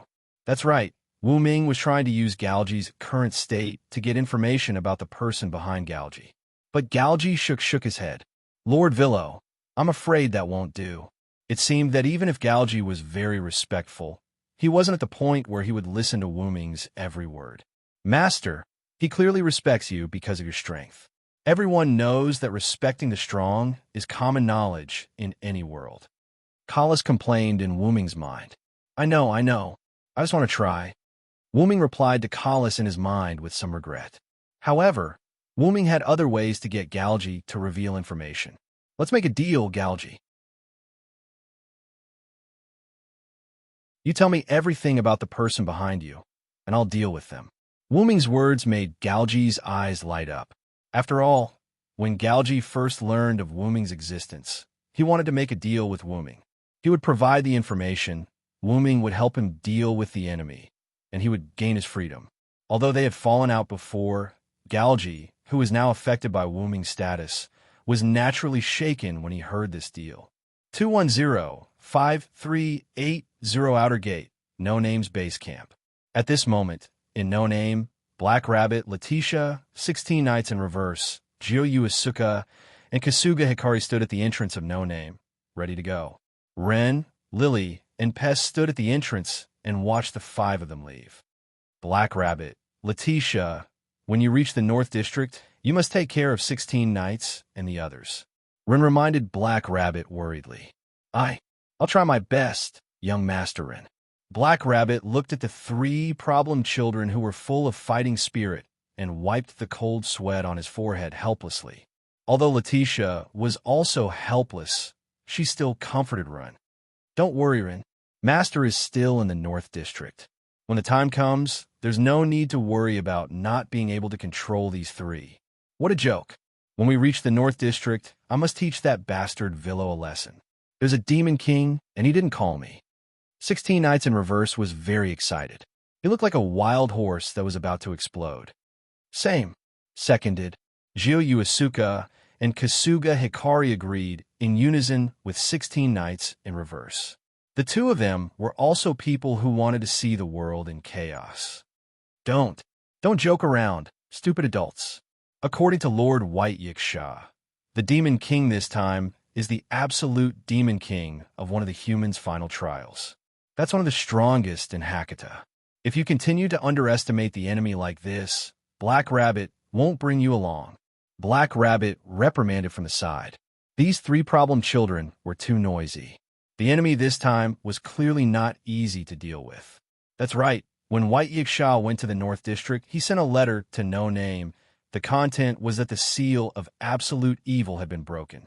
However, White Yiksha had been in the North District for a long time, and No Name had just reorganized their people and prepared to support the North District. It was completely because they could not make a decision. The main reason was that 16 Knights and the other 2 were too suitable for their identity as problem children. They clamored about fighting the Demon King. That was absolute evil, a Demon King with a 3-digit number. Even people with a 2-digit number did not dare to underestimate it. It was fundamentally different from the Demon King that 16 Knights and the other 2 had dealt with during their time in Hakata. If they let the problem children go, who knew what kind of trouble they would cause? They might even lose their lives. In the end, Black Rabbit and 16 Knights and the other 2 came to a compromise before they were ready to go. However, No Name was actually not too late. White Yiksha wrote a letter to tell No Name that it was only because Wuming was fighting against absolute evil in the North District. Most of the communities in the East District, more than 99% of them, did not even know that absolute evil had broken the seal in one of the humans' final trials. After all, when Glowing Flame Capital was attacked, many people did not know that absolute evil had broken the seal. Therefore, No Name was not too late. Seeing the three problem children obediently shut their mouths, Black Rabbit sighed again. Problem children were just too difficult to deal with. Right on the heels of that, Black Rabbit patted his face to encourage himself. Black Rabbit revealed a smile and raised an arm high. Then, everyone, let's go. It had to be said that Black Rabbit looked like he was going on a vacation. It looked like he had underestimated the enemy even more. The three problem children complained in their hearts. Right on the heels of that, the three problem children looked at each other and smiled tacitly. When they reached the North District, Black Rabbit would be completely useless. However, at this moment, a familiar voice entered everyone's ears. Where are you going?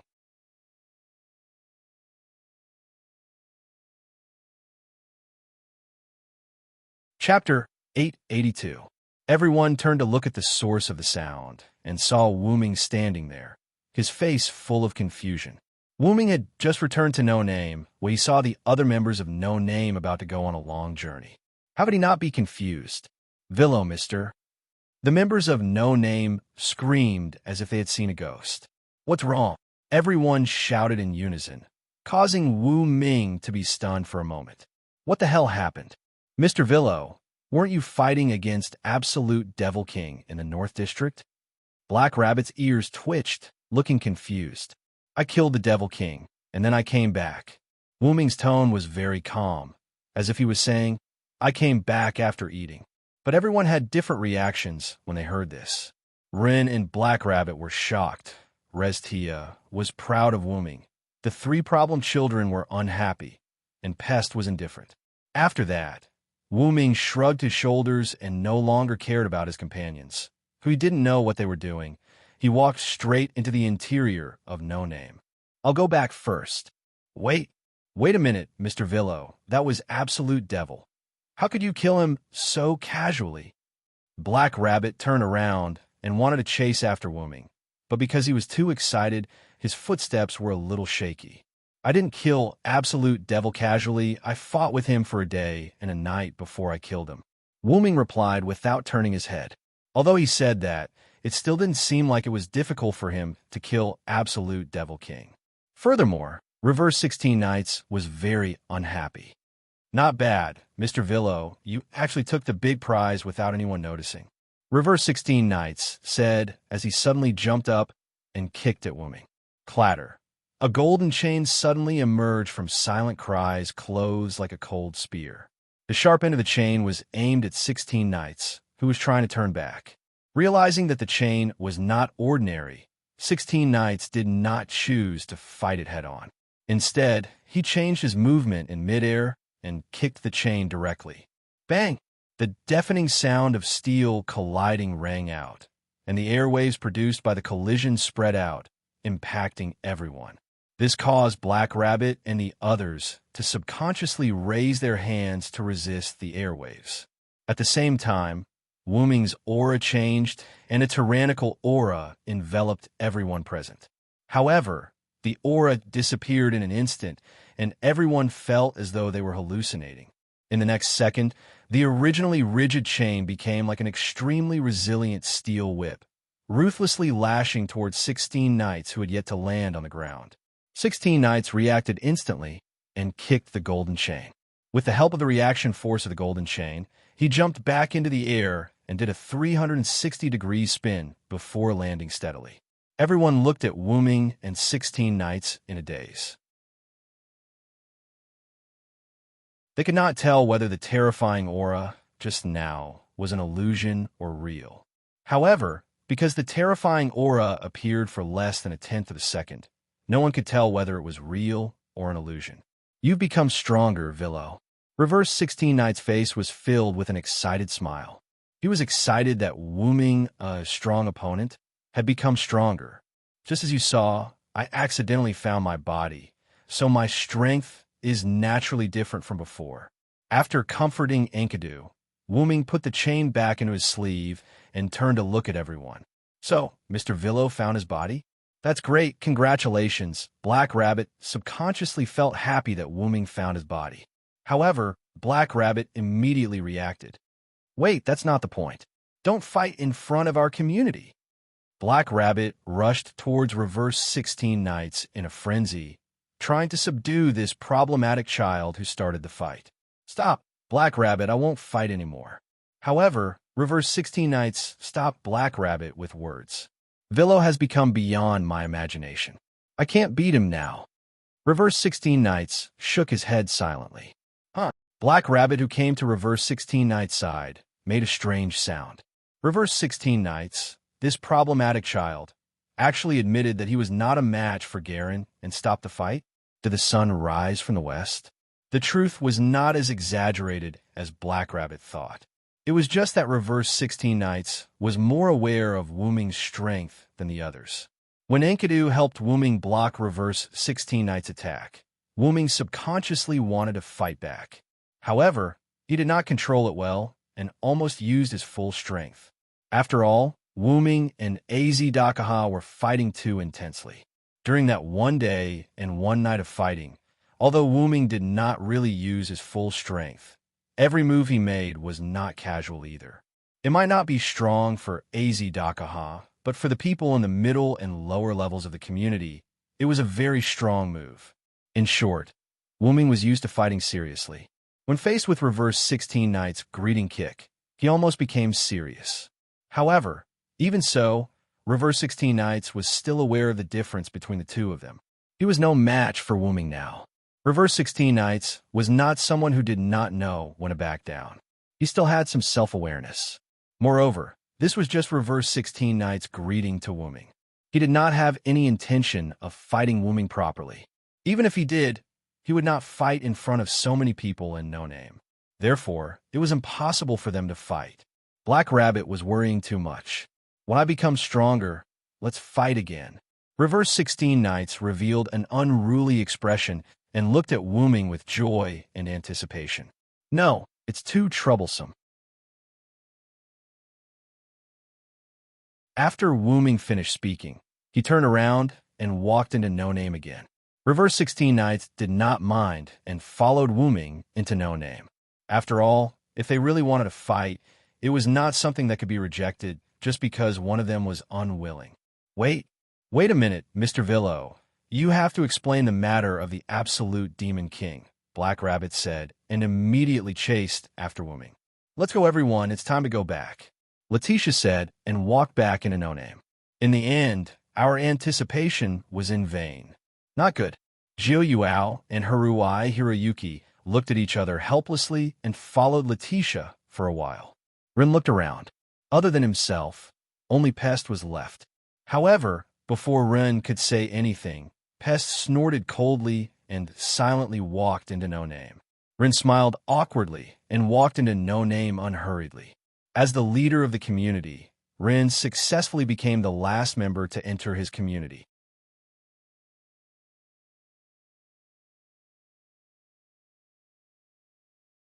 Chapter 883. In the No Name chat room, everyone sat together and chatted with Wuming. They learned about absolute evil bit by bit from Wuming. So that's how it is. Mr. Villo has experienced quite a lot of things along the way. Black Rabbit pointed at several things that Wuming said. Fighting with the undying Demon King, fighting with the heroes born in the apocalypse, and finally fighting with the humans in the final trial. I'm jealous.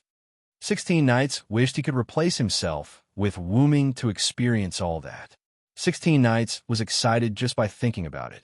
Who knew how happy Wuming, who had experienced all that, would be? But that's only for Villo. If it were us, our lives would be in danger. Jiwen Fei Niao held her teacup and took a sip gracefully. Letitia said, agreeing with Jiwen Fei Niao's words. Yes, Fei Niao is right. Other than Maxwell, whether it's Galgi with his another cosmology or absolute evil in the final trial, they're all very strong enemies for you. Even I would have a hard time winning against them. 16 Knights, on the other hand, didn't care. How would I know if I don't try? I have to see it with my own eyes before I comment. The more dangerous the enemy, the more he liked it. After all, they were problem children.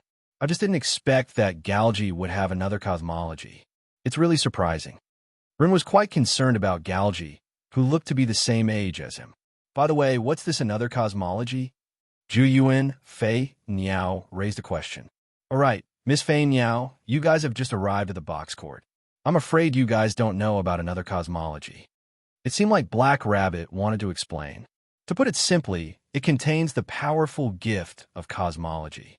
It can be infinitely magnified to interfere with the powerful forces of the outside world.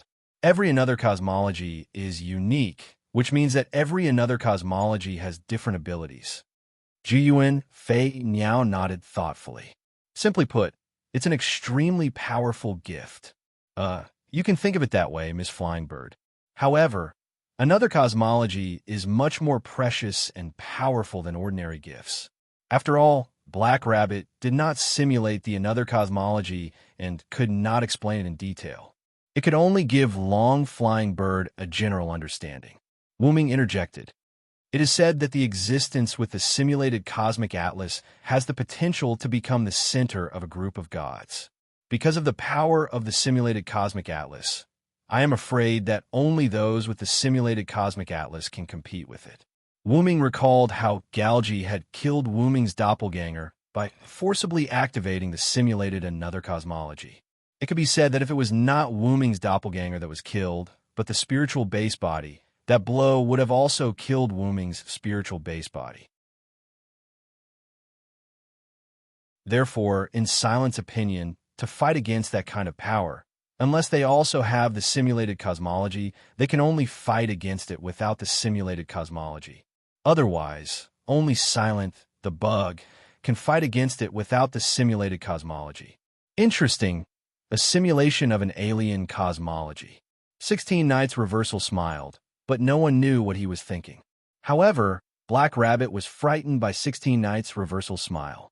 16 Knights, San, don't think too much. Black Rabbit has a feeling that you will do something. Black Rabbit said as he looked at Jiyuan Fei Niao and Heruai Buyao. Really, these problem children were too good at causing trouble. Black Rabbit had to be prepared for a rainy day. Then, Black Rabbit noticed that Heruai Buyao seemed to be thinking about something. Miss Buyao, what's troubling you? Although they were problem children, they were all companions. Black Rabbit was happy to help his companions solve their problems. I'm a bit concerned about the griffin Villo mentioned. Heruai Buyao hugged Sam Maucat and said the reason for his deep thoughts. Is it the genome tree on the griffin? Wuming guessed the reason for Heruai Buyao's concern. This was something that Wuming mentioned before. Yes, Heruai Buyao nodded. The genome tree was a gift from my father, and according to what Villo said, the genome tree on the griffin seems to be almost complete. In this way, Heruai Buyao had to guess whether the griffin was related to his father. That's easy. Just ask the griffin. Wuming said casually. Everyone was shocked. But, Villo-san, can you find the griffin? Black Rabbit was puzzled. Of course I can. Galgi's group is still trapped in my inherent barrier. Wuming explained and then looked at everyone innocently. Didn't I say that? You didn't say that. Everyone shouted at Wuming in unison. Villo, I really didn't know that you're actually a natural airhead. 16 Knights crossed their arms and looked at Wuming jokingly. Ahem, in short, Galgi's group is locked up by me. I didn't have time to hand them over to White Yiksha. If you want to talk to the griffin, I can do it at any time. Everyone looked at Heruai Buyao. Finally, Heruai Buyao looked at Sam Maucata's arms and nodded. Nazalik's inherent barrier, 6th layer, forest. When Galgi's group was locked up in Nazalik's inherent barrier by Wuming in the form of a gift competition, they were all separated. Galgi was in the lava area of the 7th layer. Aurora was in the underground lake of the 4th layer, and the unconscious Ling was directly thrown into the wilderness of the 8th layer by Wuming. The seriously injured Glea was taken care of by Wuming and placed in the forest area of the 6th layer. And it turned out that the griffin could indeed settle down in the forest. Glea, who had woken up from his coma, was lying quietly on the ground at this moment to avoid physical exhaustion. Although it was very weak, Glea's injuries were indeed recovering. In short, it was better than nothing. I wonder how His Highness and the others are doing. Glea muttered to himself. Glea, who had woken up from his serious injuries, saw the contract document in front of him at a glance and knew that he was trapped in a place that was not a forest. I'm afraid it's some kind of personal space, Grove thought. After all, there were many people who had such a space in the box court world. Basically, it was used to hold gift competitions. At this moment, he was obviously trapped in the gift competition, so Grove guessed that this was Wu Ming's personal space. I wonder how His Highness and the others are doing. Grove didn't know if His Highness and the others had escaped, or if they were captured like him. But right now, it was more important to recover from his injuries, so Glea simply laid down here peacefully. However, at this moment, there was a fluctuation in space, and two extremely obvious figures appeared not far away from Glea. Glea couldn't help but be vigilant.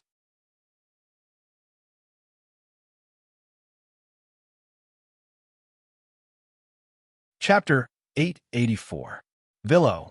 Glea, whose eyesight was much better than humans, saw the two people walking towards them at a glance. The one in front was Wu Ming. Supporting his body that had not fully recovered but was almost able to fight, Glea stood up, and a fighting spirit emanated from him. Although Glea's wings had not recovered yet, he had enough time to rest, which allowed Glea to have the power to fight. What, Glea? Do you still want to fight me? Wu Ming, who was walking in front, did not release his aura to intimidate Glea. Instead, he snapped his fingers lightly. In an instant, the ground where Glea was standing cracked slightly, and chains rushed out one after another, throwing all of them onto Glea's body and tightly entangling him. Glea, who did not react in time, instantly fell to the ground because his limbs were all tied up. Damn it! Glea raised his head and looked at Wu Ming rather unbearably. Galji and the others are fine. I just locked them up. You should be honest, I don't want to do anything to you, but I will still hand you over to White Yiksha after this. Wu Ming walked in front of Glea and patted his griffin's head. Up to you. Glea could not beat Wu Ming anyway, and he was now a prisoner. So what could he do? I came to see you this time because I have a companion who is quite interested in you. You can talk to her. Wu Ming said, and Haruai Hibako walked past Wu Ming from behind and came to the front. Hello, Mr. Glea Grove. The quiet girl holding the three-furred cat took the lead to greet him. Hello, little girl. Grove responded to Wu Ming. Let's not talk about Wu Ming first. At least the little girl in front of him looked pretty good. I'll leave first, Grove. If you're done talking, knock on the chain and I'll come and pick you up. Wu Ming had no intention of listening in, so he left after instructing Haruai Hibako. Haruai Hiroyuki nodded, then looked at Grove again. My name is Haruai Hibu. Do you know this? Haruai Hibu said as he took out the pendant hidden in his clothes. Could this be? After leaving the 6th floor, Wu Ming arrived at the 7th floor, which was Galji's floor. Sir Villo, what do you think? Galji, who was sitting on a rock that was colder than other places, immediately stood up when he saw Wu Ming. Wu Ming helped Galji find a rock that was not so hot. Galji did not need to keep the another cosmology on to prevent the heat. After all, if he accidentally glanced at Wu Ming when the another cosmology was half turned on, it would definitely be uncomfortable. I haven't done anything to those people yet. It'll take some time, but I'll deal with them in a way that won't put the blame on you or me. After Galji told Wu Ming everything he knew about the people behind him, Wu Ming did not immediately make a move on those existences. First of all, Galji had never really come into contact with the higher-ups.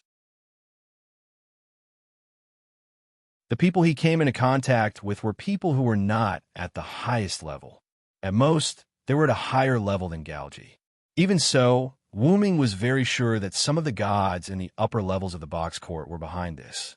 However, because he did not know which gods were behind this, Wu Ming could only make a move on the people Galji knew. After finding these people, Wu Ming would slowly dig out the people behind these people. However, these people's whereabouts were always unpredictable. Wu Ming could not find them at the moment, but Wu Ming had a way. After returning to the root, Wu Ming could use the root's authority to find people in the box court. By then, they would not be able to escape. Oh, what is it? Galji was quite interested in the method Wu Ming had prepared. Not only could he deal with those people, but he could also do it without exposing his identity. However, Wuming had no reason to tell Galji that it would be the same, even if Galji's attitude toward him became slightly more respectful. You don't need to know that. Then, Wuming snapped his fingers. A golden chain extended from Wuming's sleeve and bound Galji. It was a celestial lock. The celestial lock was infinitely long. It could still be used after binding Galji. Although Galji did not recognize the chain's true identity, he knew it was a divine spark weapon. Lord Villo. Galji did not resist, but he was a little puzzled by Wuming's actions. He was trapped in Wuming's game of gifts and could not break free. There was no need to use a divine spark weapon to tie him up. I'm going to hand you over to White Yiksha, so I need to do this. As Wuming spoke, he reached out and pierced Galji's body. He did not want to kill Galji. When Wuming stabbed Galji, a ripple appeared in front of him. Wuming only reached his hand in. Wuming found what he wanted without much searching. Then, Wuming fished out a slightly curled piece of parchment appeared in Wuming's hand. It was a contract scroll that Wuming used to force Galji into a gift match. Game name of gift. Accumulated time contestants. Galji, Aurora. Ringtone, Glea, Grove contestant victory condition 1. Stay in the designated venue. Unlimited. Contestant victory condition 2. Defeat the organizer contestant defeat condition. Leave the designated venue contestant defeat punishment. Repeat the game organizer victory condition. Defeat the contestant organizer defeat condition. The contestant wins oath. Respect the above content, based on the glory, flag, and organizers. Authority, host the gift game. Originate God seal. That's right, it was such an unsolvable contract document. Not to mention the victory condition. The failure condition was obviously problematic. This obviously did not allow Galji to leave here, even if he had a way to leave, because the failure penalty was to repeat the game. In other words, if Galji and the others used their own way to leave the designated venue, which was Wuming's inherent enchantment, then they would fail, and the failure penalty would make them return here again. The only way was to defeat the organizer. However, after Wuming locked them here, he did not care about them anymore. Wuming only met Galji twice, and Wuming did not even see the others, let alone defeat them. And this was not against the rules. After all, there was no rule that the organizer could not leave the designated venue. So this unsolvable gift game essentially became a gift game that restricted the movements of Galji and the others. And now, Wuming wanted to destroy this gift game. Kaka. Wuming condensed a power that Galji did not recognize in his hand, and the soft parchment made the sound of a hard object shattering. Wuming was using the source power to destroy the gift game. As long as the gift game was destroyed, Galji and the others could be freed from the shackles of the gift game. As for why he did not pause it, after all, deleting and pausing were two different things. After Wuming handed Galji over to White Yiksha, he did not want to care about them anymore. So Wuming chose to destroy this gift game directly. Crack! With Wuming's continuous force, the entire parchment shattered. You're tuning in to the Romance Rendezvous YouTube channel. We're so grateful for your support, and don't forget to subscribe to join us on this incredible journey through captivating stories. Your generosity through donations truly makes a world of difference, as it's the primary source of revenue that allows me to expand and enhance this channel for you. Thank you from the bottom of my heart for being a part of this adventure.